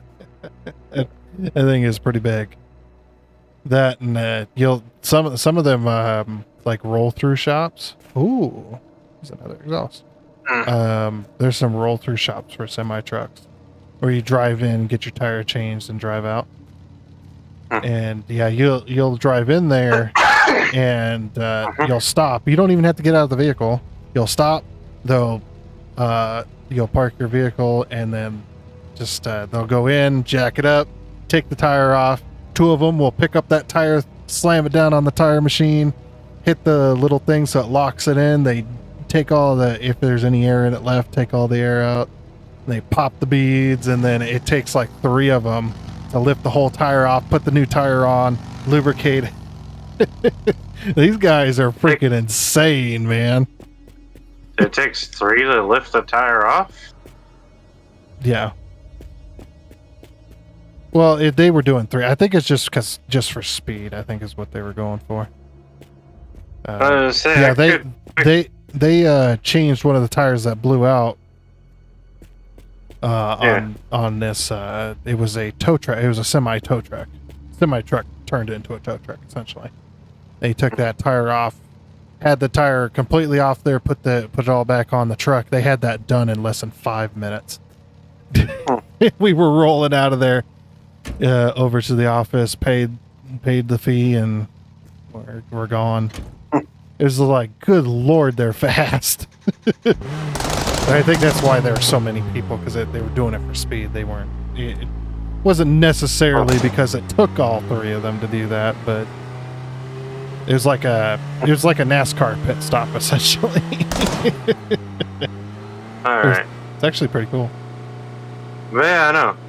Like I said, they've had them delivered to the shop, and they're heavy as fuck because I gotta move them out the way because they don't fit in our tire rack, so we gotta load them off to the side and kind of stack them. Yeah, semi-truck tires usually steel rim. That's why it's part of the reason why they're so heavy, other than the being super thick rubber and extremely large. Yeah. Well, no, I've moved a few of them by myself. They're just kind of heavy, a little awkward. You just talk to three guys, I'm like, damn, I got strong or something. Yeah, like I said, I think it was just for speed.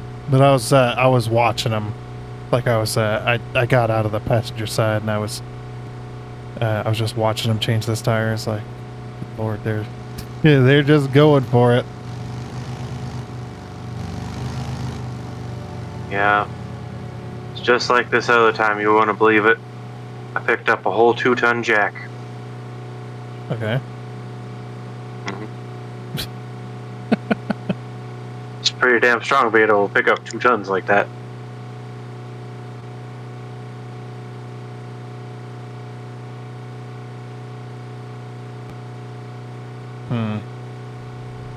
Don't know if I don't know if that is what you think it means.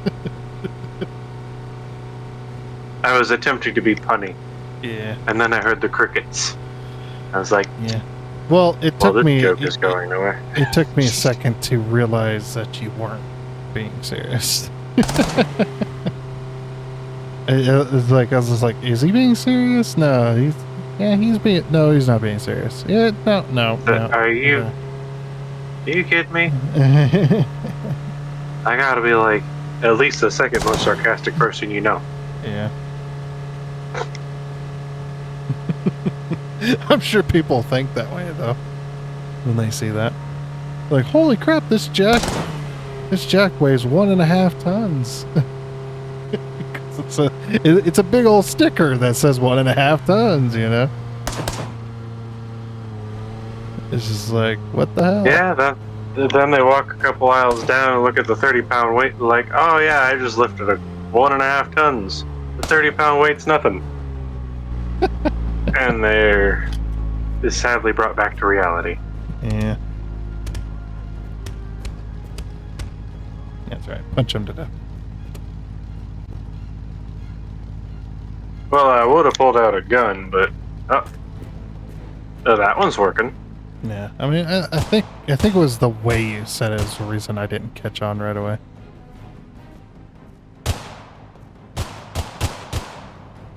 That might have been what it was.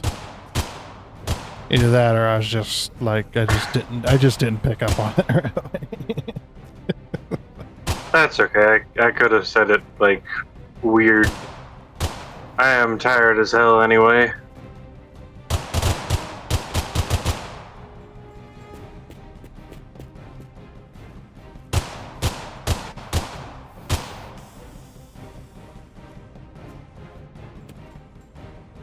Alrighty. Oh, look, tires. Oh.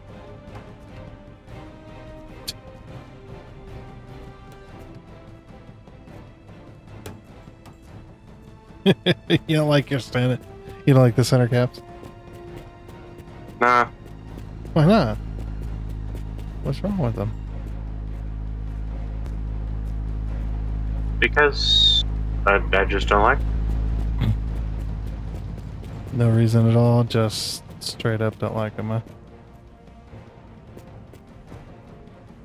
Yeah, we collect enough of them at work.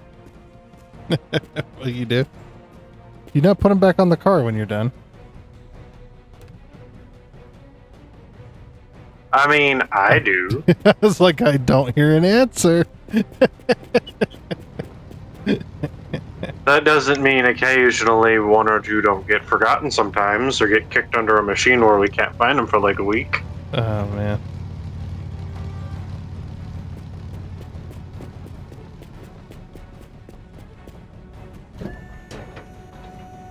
And of course, there's no vehicles in here. Why would there be vehicles in here instead of a garage of all places? But no, there's actually a shoebox that we keep back there. The center cap graveyard. Hmm. Yep. What do you keep them? Is that so you can put them on? Is that so you can put them on other customers' vehicles when they're missing them? Pretty much. If we find them way later, we figure somebody will come back for them. If they never come back for them, if somebody else then claims they are missing a center cap of that particular brand, you're like, ah, here you go, quit your bitching. I think I would immediately notice. Definitely. My type of rims are the ones that are the center cap is completely flat. It's big. It completely covers the lug nuts. It was like, 90s thing. You would be surprised the shit people don't notice. Yeah. I would immediately notice that. I'd be like, hey, wait a minute. I need that back. There is one guy, we had to call him.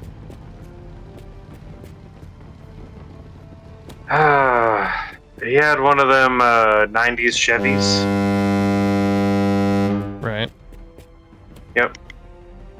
You know the kind that's got like the star kind of center cap? It's really big, really obvious. Also kind of covers the lug nuts. It actually screws onto the lug nuts. Oh, yep. Yeah, it's got the it's got the black plastic ones. Silver plastic, but yes. Well, yeah, same thing. Yeah, I know the exact ones. GM used them as well. But yeah, you know them big gaudy center caps. Yeah. But one of the techs forgot to put one of them on. Yep. And the customer drove off entirely. Right.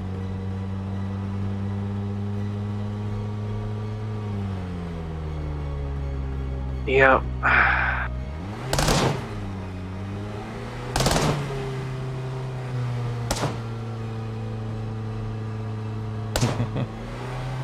Didn't even notice. Sorry, I got lost in the contemplation of, is it still a center cap, or does that technically count as a miniature hubcap? It's still a center cap. Because a hubcap, in my opinion, is the ones that cover the entire rim. I guess it could be considered a hubcap, because it is covering the hub. Well, the metaphorical hub, I suppose. Well, I don't know. I Anyway, shouldn't say metaphorical, because it is a hub, technically, I mean. But yeah, the customer drove off. The tech didn't notice. Oh, I just We lost found a my- little later a cap in the back, and we're like, "Bud, I think you're missing something." Lost my night vision. No.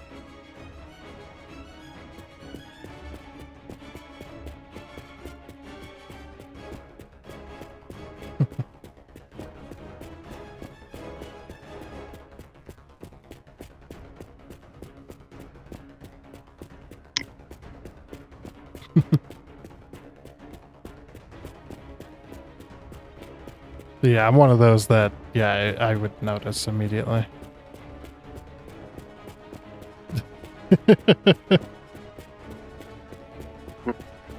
Bye. Bye. Why are you going that way? Because I lost my night vision. I need it back. Hmm? I lost my night vision. I need it back. Ah.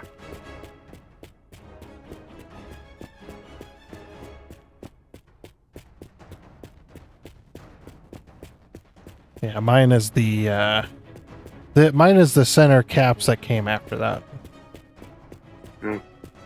the ones that came in the late 90s. That was a perfectly flat disc essentially, and it completely covers up the lug nuts. You don't even know they're there.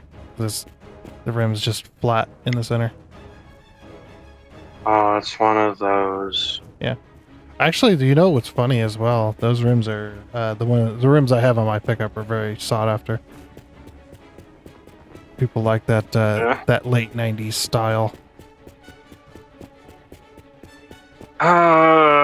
It depends. Oh, it depends. Yeah, it's like every time Yours, somebody sell my truck, they're just like, "Oh, I love those rims. I need a set of those." You stay away from my truck. do your hubcaps have the goofy alignment grooves in them? What? Alignment grooves? That's probably not, if you gotta ask. This is like, no. These ones you just when you're done with the tire, you just push it on. And it just pops on. And then when you want to remove it, it's actually got a little slot that allows you to stick a screwdriver in to pop it off. That's it. That's how easy it is. That's it. We have some customers. They got that style, except they tried to modernize it. Yeah.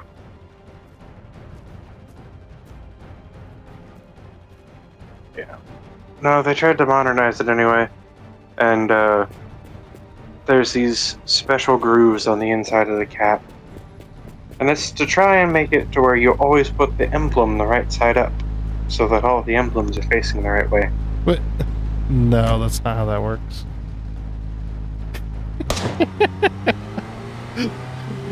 Yeah, the rim, they're always going to be facing the right way up if the tire never rotates. It's so dumb. Apparently, somebody engineering that did not think about tires spinning at different speeds. Well, they also didn't calculate you when you physically remove the tire from the hub, that the technician would take the time to not screw up your alignment of your yeah, because if you rotate that tire at all when you go to put it back on, you don't put it exactly as it came off, it's not gonna be correct either. But yeah, no, they didn't take into account the different rotation speeds of tires and the differentials and whatnot, and I don't know. All I know is they put little alignment grooves in it so that all the caps have to be facing the same way when you go to take them off and put them back on. Which nobody's going to put them back on the exact same way, so that negates having that feature. Entirely. Oh, I've seen a few customer cars where obviously the customer, whoever did the tire last, got pissed off at the little alignment groove things, and they set it in there and it wasn't fitting, and they set it in there and it wasn't fitting, and the plastic's all crushed because you could see where they just took their boot and just pushed that shit in. Just kicked it on, yeah. As hard as they could because it wasn't staying. Yeah. Because it wasn't lined up right, stupid. But yeah, but I would also probably be very irritated at something like that. Something so stupid. It's just like, why does this exist? Yeah, so be glad that your car is one of the earlier ones that doesn't have the stupid alignment what's-its. I'm happy with mine. Because they're very annoying. Yeah, I'm happy with mine. Yep. I've got I will admit though that I did there was one time where but when I first got my truck, right, it some of those center caps, they were they have like this little covering over them, so it makes them look like aluminum, but it's plastic, obviously. they were starting to peel. The little thing that makes them look shiny, starting to peel off a little bit. And there was, I can't remember exactly where I went, but I went somewhere and I parked right next to a truck that looked almost exactly like mine, obviously a different color, but had the exact same rims. What I did was I took the saw off of their vehicle and put them on mine because they had nicer looking ones. Just swapped them. Then I did what I was doing there and then left. So yeah, and if you look at my truck now, you look at the rims, you'll notice that the center caps look shinier than the rim does. It was so stupid. Jacked some dude's center cap. Yeah, I gave him mine though, so I did. I didn't leave him without any. I just swapped them. Yeah, it was stupid. I was young and dumb, and yeah, because I got this truck when I was still in high school. Could you imagine that? Having the same vehicle that you had in high school. Damn good truck though. Nah. But it is still funny that it's just like, that center cap looks a little newer than that rim does. That's a little strange. The vehicle I had in high school is now about the size of a milk crate. Yeah. Got crushed into a cube. Yep.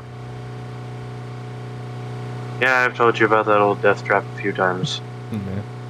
My old S10 with the nearly non-existent steering. Yep. Oh yeah, I remember that. You were working on it with somebody at one point. Or you were going to attempt to work on it, right? With somebody? Yeah, you were talking to me about... I can't remember who you said it was going to help you with the steering.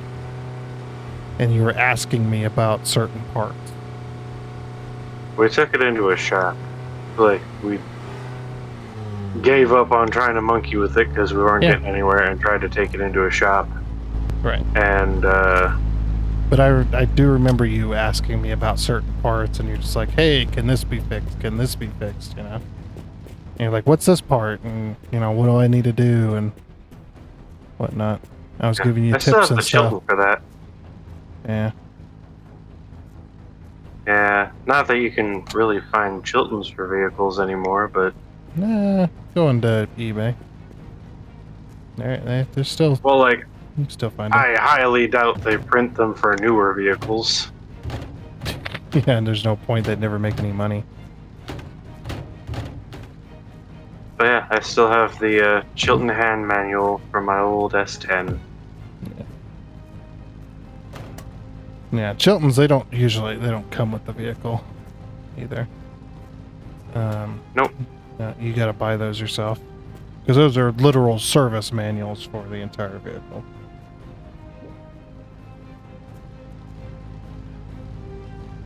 Like those Chiltons will tell you how to, they'll tell you how to take the engine out of your vehicle and completely tear it apart, rebuild it, and put it back together. So when Granddad handed me the thing, he told me that this book will teach you how to build a new one from scratch if you fucking need to. Yeah, just about. It's very close. I mainly use Chiltons for the torque specs. Well, now a lot of them torque specs are on a mass-produced spreadsheet. Yeah, and if they're harder to find torque specs than they used to be. Well, that's a windshield. That depends. I've got a buddy who has a connection who works at a dealership, and they don't have Chilton books anymore, but there is a... Well, they've got a database. Yeah, they've got a computer lookup. They've got a full-on database. I'm talking about looking it up on the internet. Oh yeah, no, good luck. Yeah, because when you're looking up on the internet, what is the wheel, lug nut, torque spec of a specific vehicle, and it gives you a range, It's like, no. It's, oh, I had one trying to tell me that, it was AI as well, but they were trying to tell me that the lug nut torque spec for a Chevy Impala was 400 foot-pounds. I'm sitting there going, no. You want me to break the lug stud in half? I mean, sure. It's like, no, the standard passenger car is usually between 95 and 110, 120 maybe. It's just like, there's no way it's 400 because, I mean, the freaking engine bolts don't even go up to 400. It's like, good lord. So there's a couple you would hate then. I mean, I know trucks usually go around 200, something like that. No. Semi trucks, they go pretty high. I can't remember, but Chevy and Ford are pretty close. One of them is 140 and one of them is 150. Yeah, and nearly all their trucks are 140, 150. Yeah, I mean that's pretty standard for a truck, light duty. I mean, you're talking like semi-truck. The semi-truck I can see going up to like 200. Semi trucks sometimes there's some of them that it's just like, well, I know my impact gun goes up to this torque and that's the highest it can go, so I'm just gonna put it on. Just run it on there. You talking some of them trucks is like, yeah, you know the red lock tight, it still ain't tight enough. No, definitely don't do that. That's a bad day. No, that's not so bad. What's a real bad day is when you find someone you don't like. Yep. And so you take and you dip their lugs in blue Loctite. But then you take and you put just a little bit of red Loctite on the very tip. That way they can see the blue Loctite sticking out the bottom. But they can't see the red Loctite stuck in the middle of the lug. But they can see the blue, so that hope is there.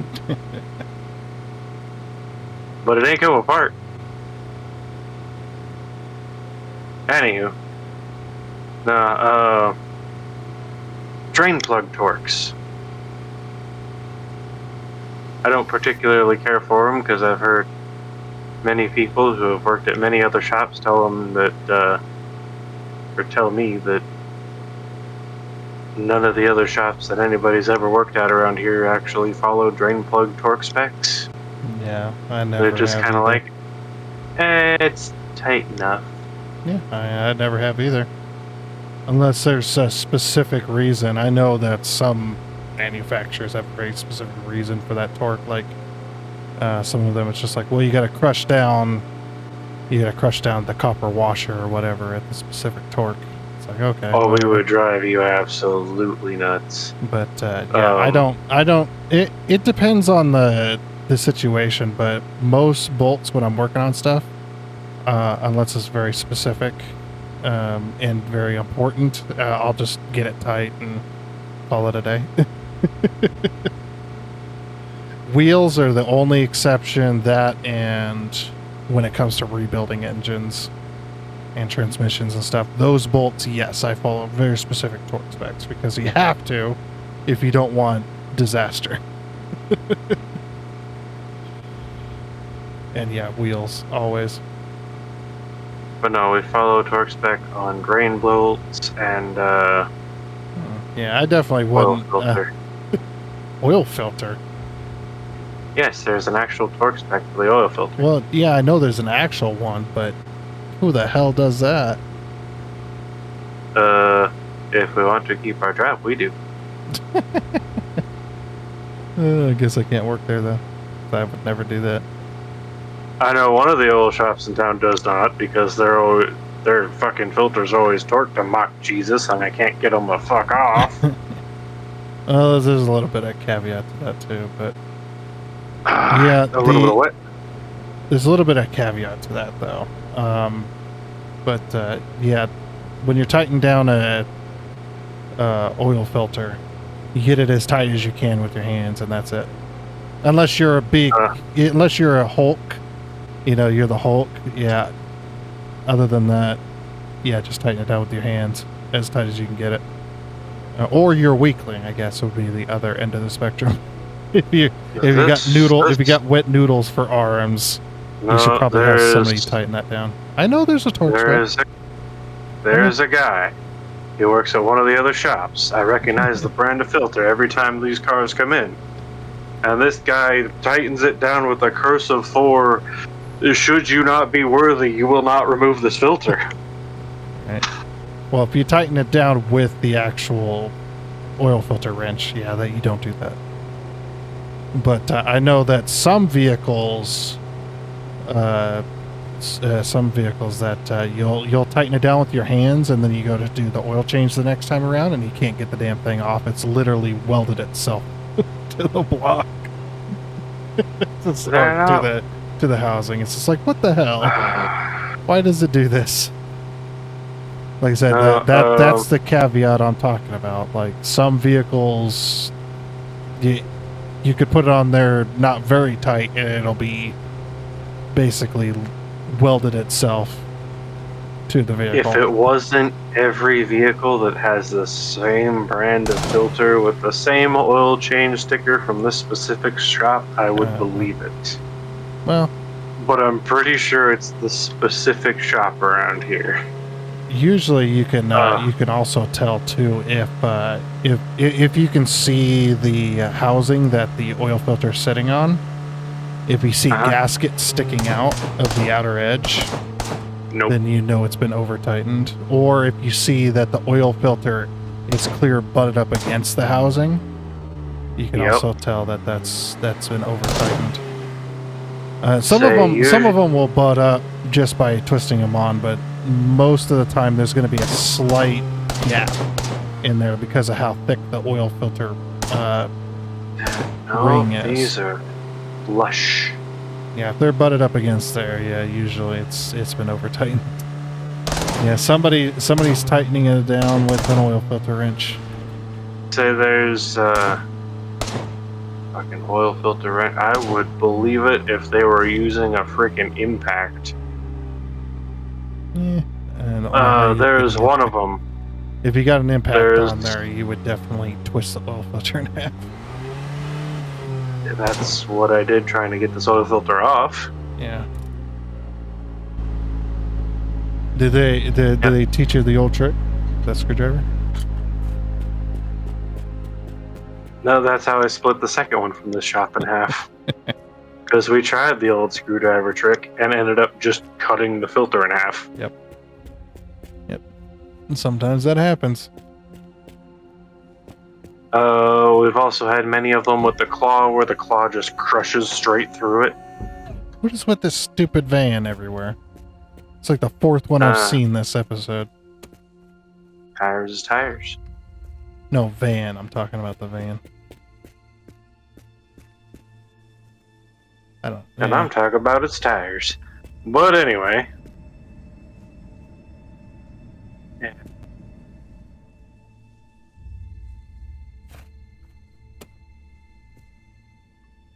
No, what I really hate seeing is when we get a Toyota with their shop sticker in it. I hate getting Toyotas that have been to that shop first. You know why?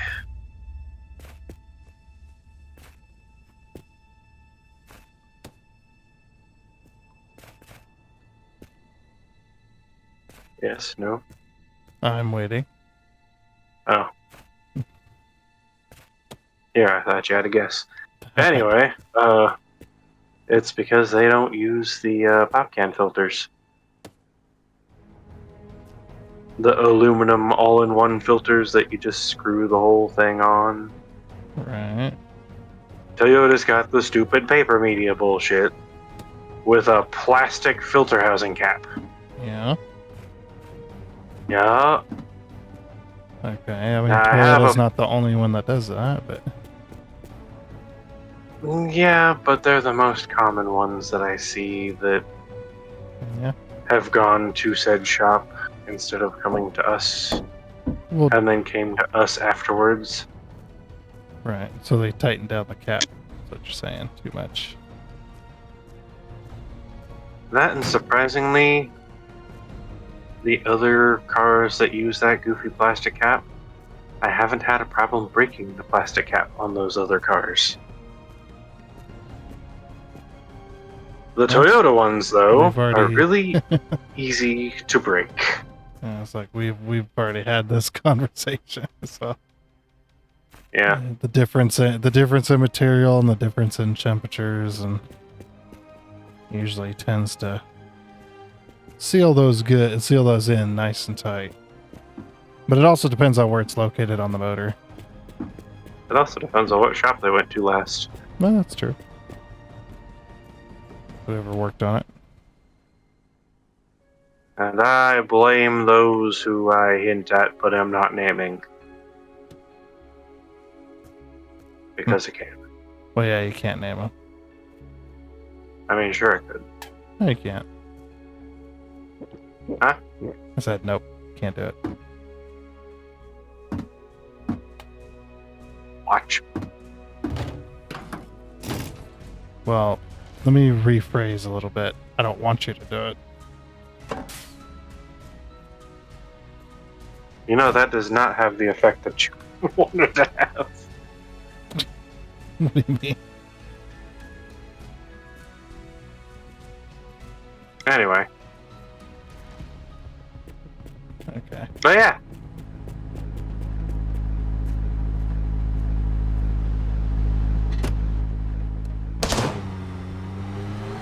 That's just the main reason. It's just like, yeah, you probably won't have any issues, but I definitely could. That's why YouTubers, when they're talking about certain brands or certain companies, or anything like that, they're very, very careful. It's like, yep, you gotta be a little vague. Everyone's always walking on eggshells all the time about everything, so nobody get offended. And it's not YouTube specific either. I mean, if you say something about a certain company and they get upset about it, they could try and sue you for defamation of the company. So that's why you got to be careful. Because it doesn't matter whether or not normal people think you're guilty. It's whether or not their lawyers decide you're guilty and order you to pay millions of dollars. Yeah.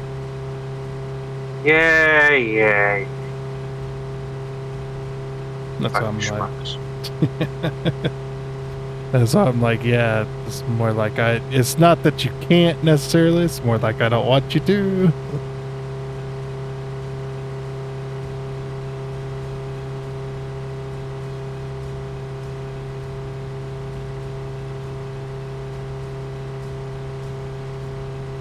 I mean, we could talk about Warboat all day long though, because they don't give a crap. they don't care what your opinion is. They're gonna do what they're gonna do. Yeah. I mean, they care a little bit. Mundane stuff, they don't care so much. If you got some serious, Audience. interesting bits. Yeah. Huh? Audience. You've got some serious audience behind you. I mean, there have been people that have gotten in trouble for saying things on social media type deals. And Sure granted, have. I'm pretty sure the types of things they were saying was a little more than, oh, work sucked today, or oh, we get this sometimes and it's kind of annoying, and Yeah. I'm pretty sure they were a little more down with the company type going. But you know, as long as it's nothing outside of the daily whatever, and you're not actively trying to hurt the company, yeah, they don't care so much. Oh yeah. They're like, you're a person being a person. Yeah, we're still making Cool. millions. Doesn't matter what you say. Yeah, still making millions.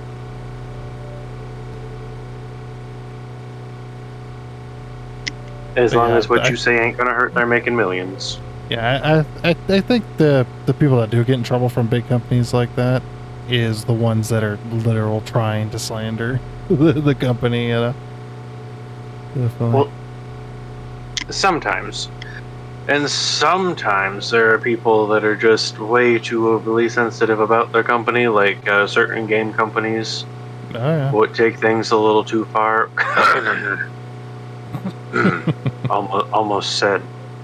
Almost threw somebody under the bus there. Anyway,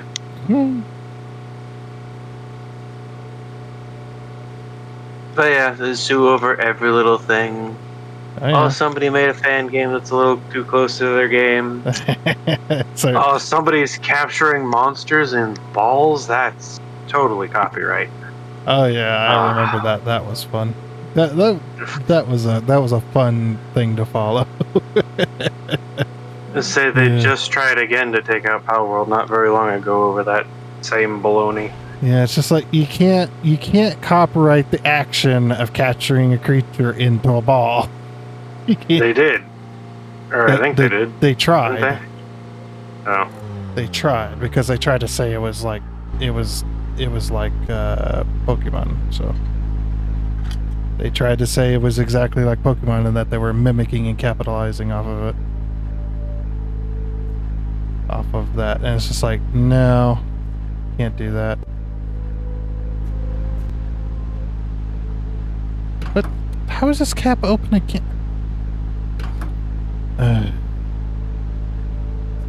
Yeah. Everybody watched me close that cap.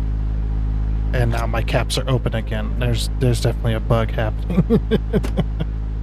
Every time I have issues with my engine, I open the hood and the damn caps, both of them are open.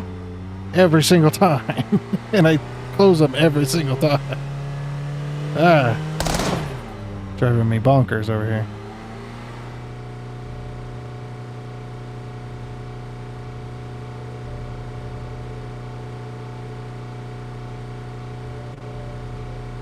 Yeah, they can try all they want, but they're not going to be successful. They'll keep failing. But yeah, companies like those guys, where they take things too damn seriously all the time, and every little thing's an infraction of their copyright or an infringement of you're slandering them for some crap, and yeah, well, exhausting. When you get that big, you think you can do anything, you know? That's what's sad. Whatever happened to sticks and stones? Clearly the guy that came up with the sticks and stones phrase never heard of lawyers. The words might not physically hurt me, but they'll sure clean out my bank account. Okay, that's definitely bugged. I just closed those caps and now they're open again.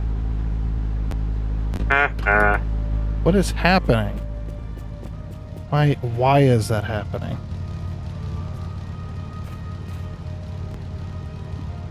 Maybe you're out of grid squares. Yes. That must be it. What the hell does that even mean? Grid squares? Yes. Oh, it's right up there with blinker fluid. Yeah. Definitely one of my favorites. Yeah. Radiator grease.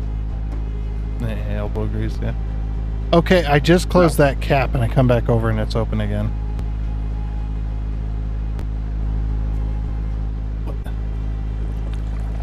See, my guy, you need you some Loctite. Yeah, I'm just saying, if the cap's that loose, a little bit of Loctite, maybe some epoxy, just Jiffy Weld that shit on there. I was like, yeah, just JB Weld. I don't want it to ever come off again. If it's coming off in tiny little chunks of plastic or metal. If it's a metal cap, that's how you really. It's like, oh, let's take some JB weld, stick it in your rear end. And every time you go to turn a corner, your tires are squealing. And if you get if it any kind of slippery surface, every time you touch the throttle, it spits itself out. Because it can't, because bolt tires are spinning at the exact same speed. It's just enough. It's just enough to screw with somebody. You know what I mean?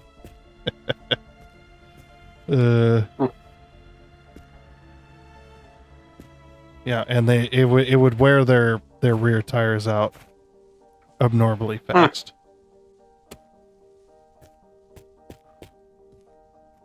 I thought that was my back window there for a second. I was about to get all excited. Nope.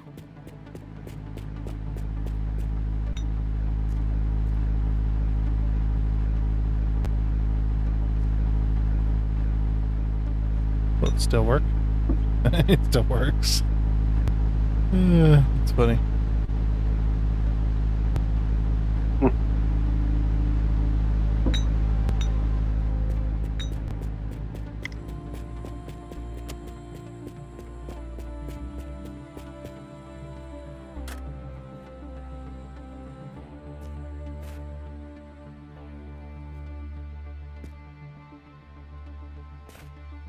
But oh yeah, if you really want to screw somebody up pretty bad, you just drain all the oil out of their engine. Ooh. Because it'll the oil that's inside the engine will last just long enough to go by a day or two, unless they get on the highway, of course. But if they're just putting around town, it'll start to make noise, and then they'll be like, "What the hell?" And then it just starts doing damage.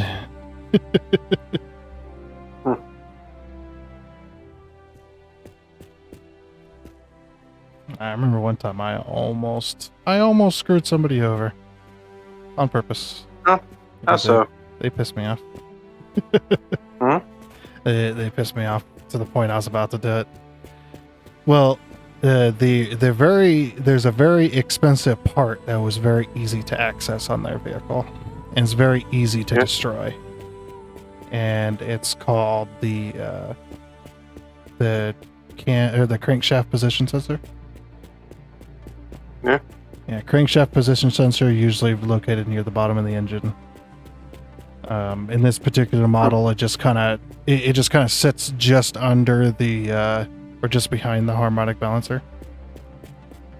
Yeah. That's where the teeth are. And what this does, it tells the computer which position the crankshaft is in and if it's rotating and all that stuff. Well, if you go in there and you take a pair of pliers and grab onto it, the outer casing of it is plastic. You can grab onto that outer casing and then just over tighten the crap out of it. What it'll do is it'll break it. It's also partially aluminum, and it's just a sensor. It's not supposed to be anything special. They're pretty easy to destroy, and that thing costs $600 to replace. It's very expensive. And it's something you could do in about 2 seconds. You just get underneath there with your pair of pliers, grab onto it, yank it, twist it till it breaks, and then get out of there. And the vehicle won't run either. It'll start up and it'll shut off. Because what the computer is saying that the crankshaft does not, it doesn't detect the crankshaft spinning, so it shuts off the engine immediately. So the vehicle doesn't even work.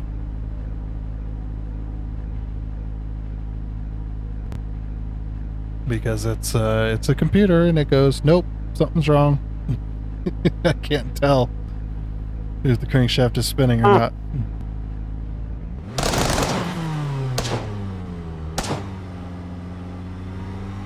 Now, there's lots of stuff. If you're a mechanic, there's lots of stuff you can do to a vehicle that can destroy it pretty easily. Old school funny one.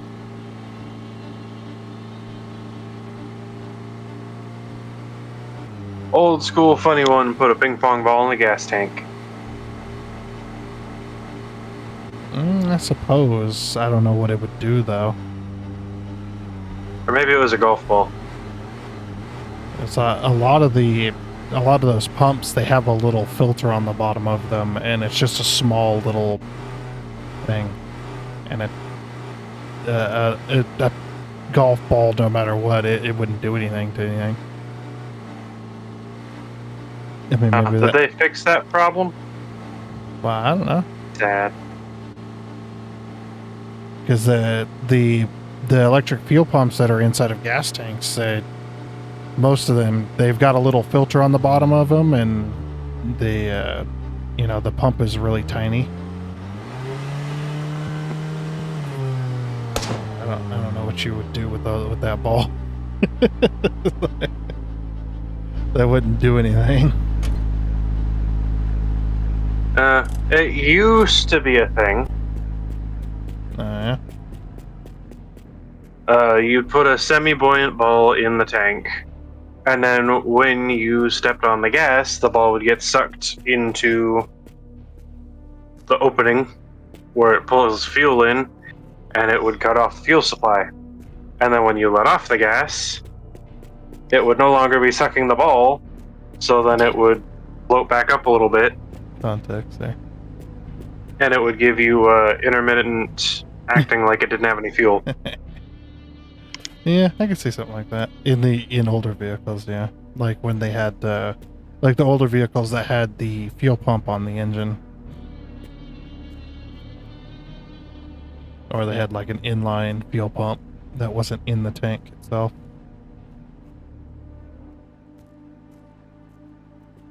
I don't know. The whole point was it temporarily blocked the fuel line. Yeah. Which gave the appearance of problems. But only when you press the gas pedal. Yeah, that sounds interesting. Yeah, the older vehicles, they had the fuel pump was a mechanical fuel pump. It wasn't electronic, it was mechanical. And when you ran the engine, the camshaft would push a metal rod with a lobe or however, and it would push this rod, and that rod would push on a lever arm that was on the fuel pump, and that fuel pump, as that rod goes in and out, pushing that little lever like an old-fashioned, water pump, the old-fashioned water well where you pump the water out. It's exactly the same type of deal there. And it would suck the fuel, and inside the fuel tank was just some hoses or lines that would just stick in the fuel pump. So I could see where that would work there. Electronic ones, the fuel pump is near the bottom of the tank. It's like it sits very close to the bottom of the tank. Just enough room for to suck down pretty much all the fuel in the tank before you run out of gas.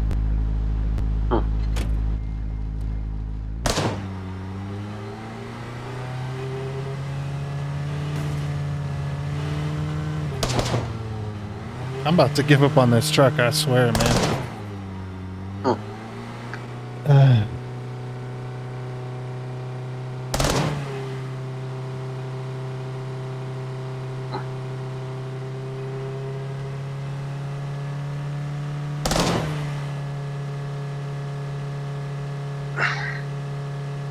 Yeah, because finding a freaking rear window for this truck is nigh impossible. Nah, not impossible. It's impossible? Does that work? No. No? No. Well, if it's so easy to find. Oh, there's nothing here.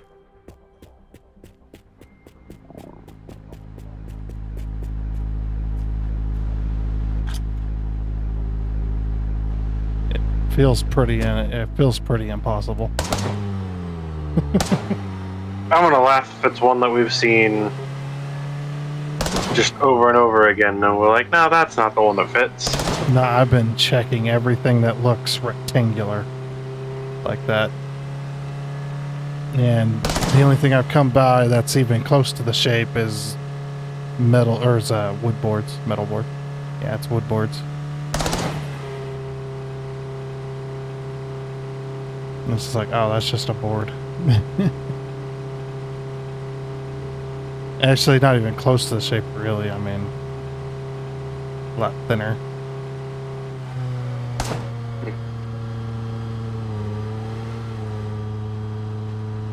Another big truck.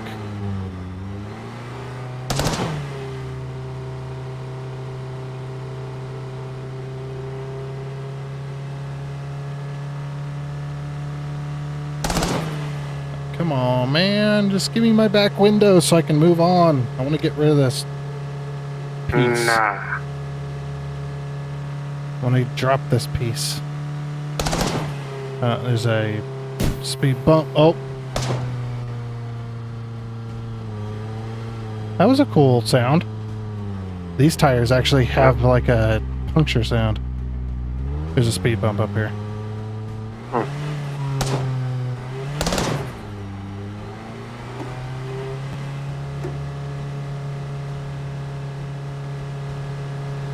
Yeah, it was like a...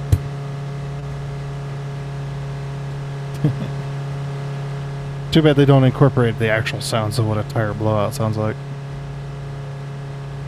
Yeah. Have you ever been in a car when a tire blows out? So it's quite scary. Sounds like the world's ending, usually. Well, because if you get a tire blowout, usually that comes from like an older tire that's been weathered and it's got cracks in the sidewall. Oh, there goes another tire. And it's usually a big sound, like a big explosion, and then with a lot of clunking around because the tire has disintegrated and it's throwing rubber chunks all over the place. And then usually what you're left with is a little bit of sidewall that's still seated to each part of the rim. There's no tread anymore. Or if there is any tread, there's a big hole, you know, in part of the tire. And usually a bent fender. That's usually how it goes. Usually a really badly bent fender bent outwards. Because, well, when a tire blows with the cars nowadays, it bends the crap out of the fender, usually. Because, you know, the fender is made of wet tissue paper. The cars nowadays, man, I swear. It's like you if you lean on them slightly, they dent. It's like, freaking heck. Why is this made of such crap?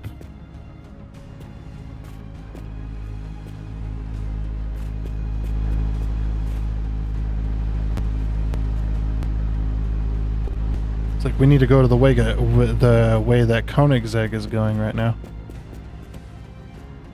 Doing entire fiberglass bodies. Or, sorry, I mean carbon fiber. I don't know why I said fiberglass. No, carbon fiber body. Just do the entire body in carbon fiber. They were showing how strong carbon fiber is on them cars. They take a big old wooden mallet on a swing pendulum and they would lift it up and then let it go and it just smack against the car, and all that had happened to it was a little scuff. Didn't dent it, didn't crack it, just scuffed it a little. It's like, holy crap. That's actually kind of strong. You do that to a car, to a regular passenger car, and it's gonna dent the crap out of it. Even if it's got plastic bumpers, it's gonna cave the freaking bumpers in. Because there's almost nothing behind those damn things. Usually like a piece of foam. if that. You know, some of them just nothing. There's nothing behind there. That's why they cave in so easily.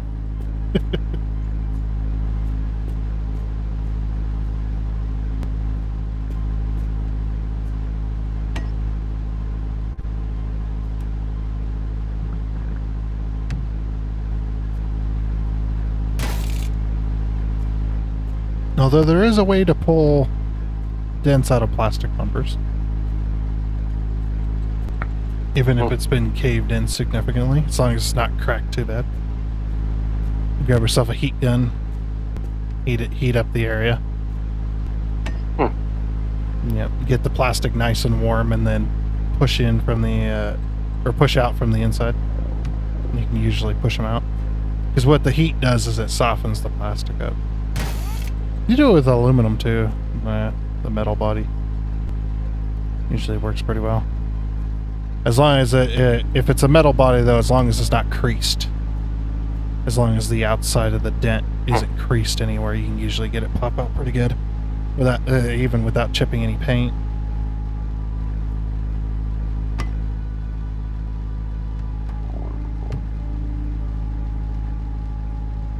Little body dent repair tips.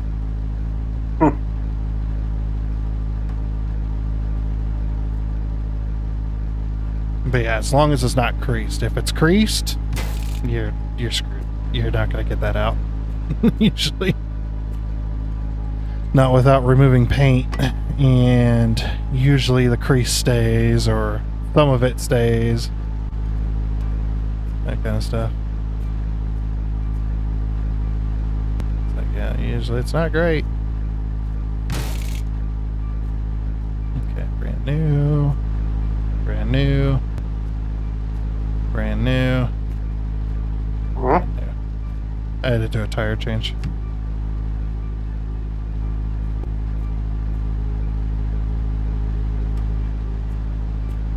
Okay then. Onwards towards adventure. Yep.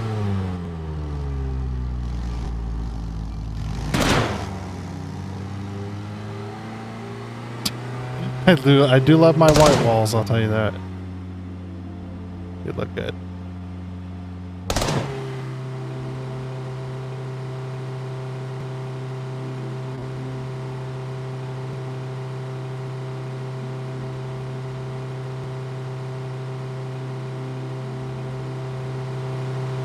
We should put white walls on your car.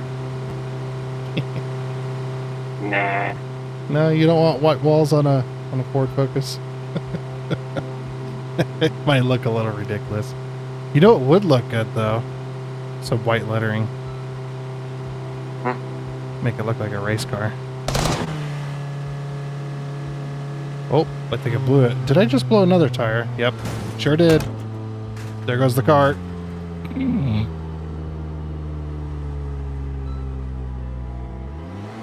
No, car, come back.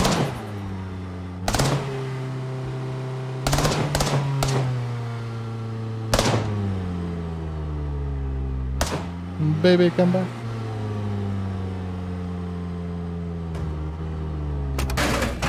What the? Okay.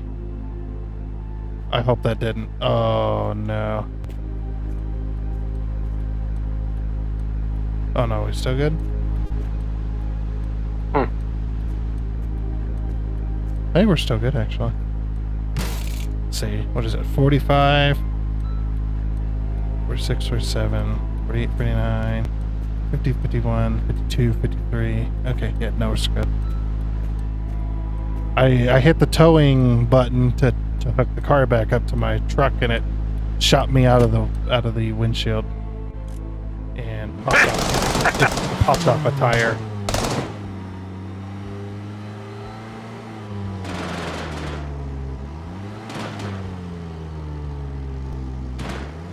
I don't know why it decided to do that. But I did a part count, and if I had all the tires and rims properly on this, it'd still be at the proper amount.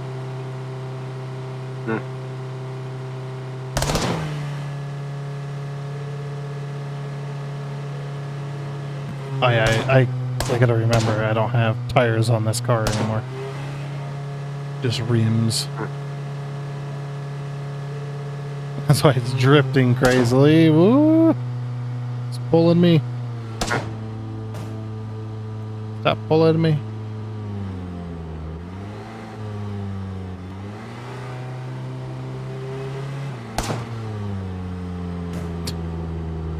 And now we're starting to see this freaking Unimog truck constantly. Meh. Like, what the heck, man?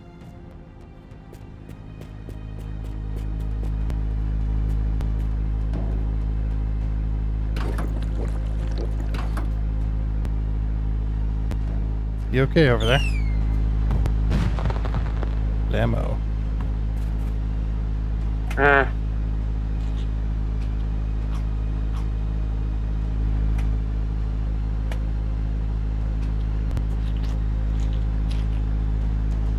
we go. Full of food, full of water.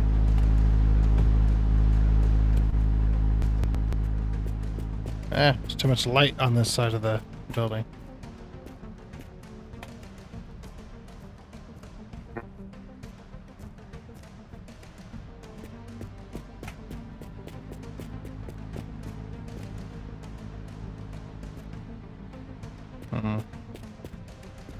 I don't see no back window.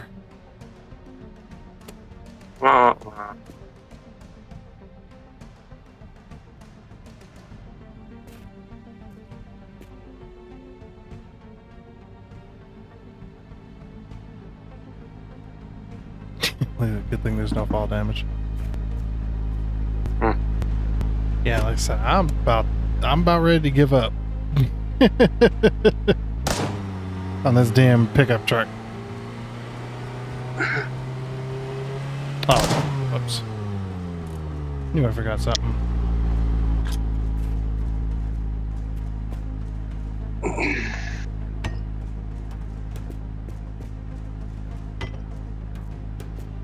Yep, gotta put tires on her.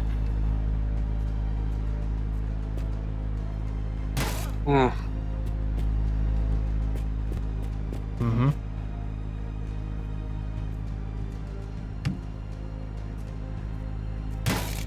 Okay. Now she's ready to tow.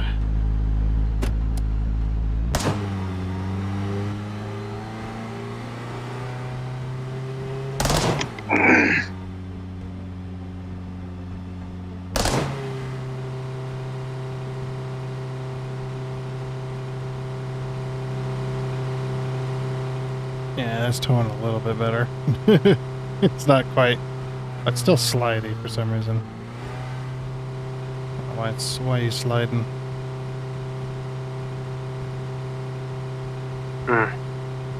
Hmm? You okay back there? You just grunting. I'm losing it a little bit. Oh yeah. There's a stop coming up.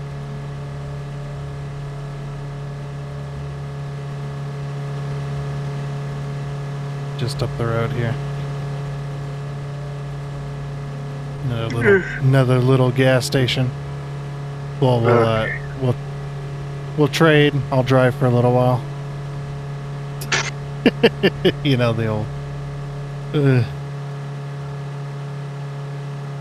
Did you put the park brake on my car? I did not. This whole time, like, you've been the one, like, opening my caps when I'm not looking. Just slowly gaslighting me. Dude, if you were really doing that, oh, I would just laugh. Man. Like, I'm not I don't have crazy. enough time forming coherent sentences at the moment. That was a pretty coherent sentence. You gotta park next to me, though. Get over here.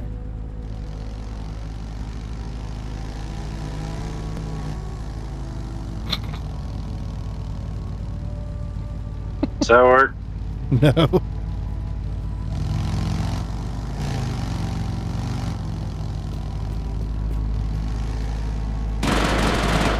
Brrrr. Brow, brow. Just either side's fine.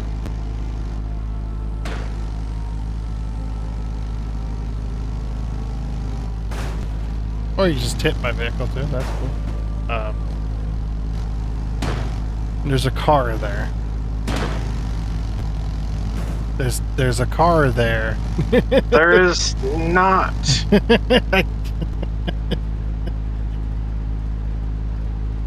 There's a good foot gap on my screen. Alright.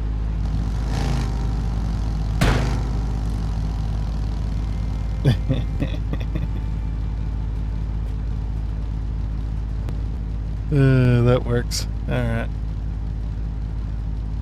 Yeah. So, you off to bed then? Yeah, really. Okay. Well, do you have anything to say?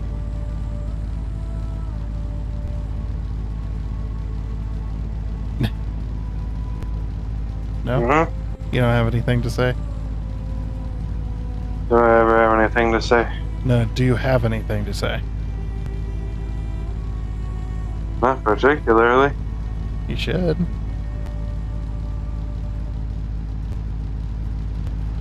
Mhm.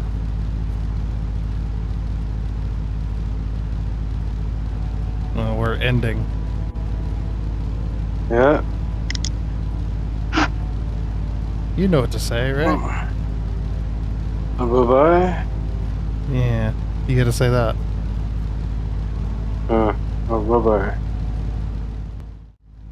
Alrighty then. I guess that will be it for this episode of Drive Beyond Horizons. Still haven't found that damn whack window. Look at it. It's so tempting. That'd be funny if I just had it in here like the entire time. Dude, I would laugh my freaking butt off if I just had it. Just sitting in the back of the truck. I keep having these like memories that I put it in the roof rack or something, but I've looked and I've never seen it, so. Yeah, it's definitely not back here. But yeah, like I said, it would be hilarious. Hilarious, I say. But yeah, I got a lot of extra parts, just in case I lose some, somehow. But yeah, that damn back window is being elusive. Well, maybe next time. Maybe we'll find it next time. As always next time, right? But anyway, like I said, that is going to be it. So, I do hope you enjoyed. Oh, and before you go, I'd like to give a huge shout out and thank you to all of the investors you can see on your screen right now. Seriously, thank you. You guys are awesome. It is much appreciated. And until next time, I guess it's a goodbye.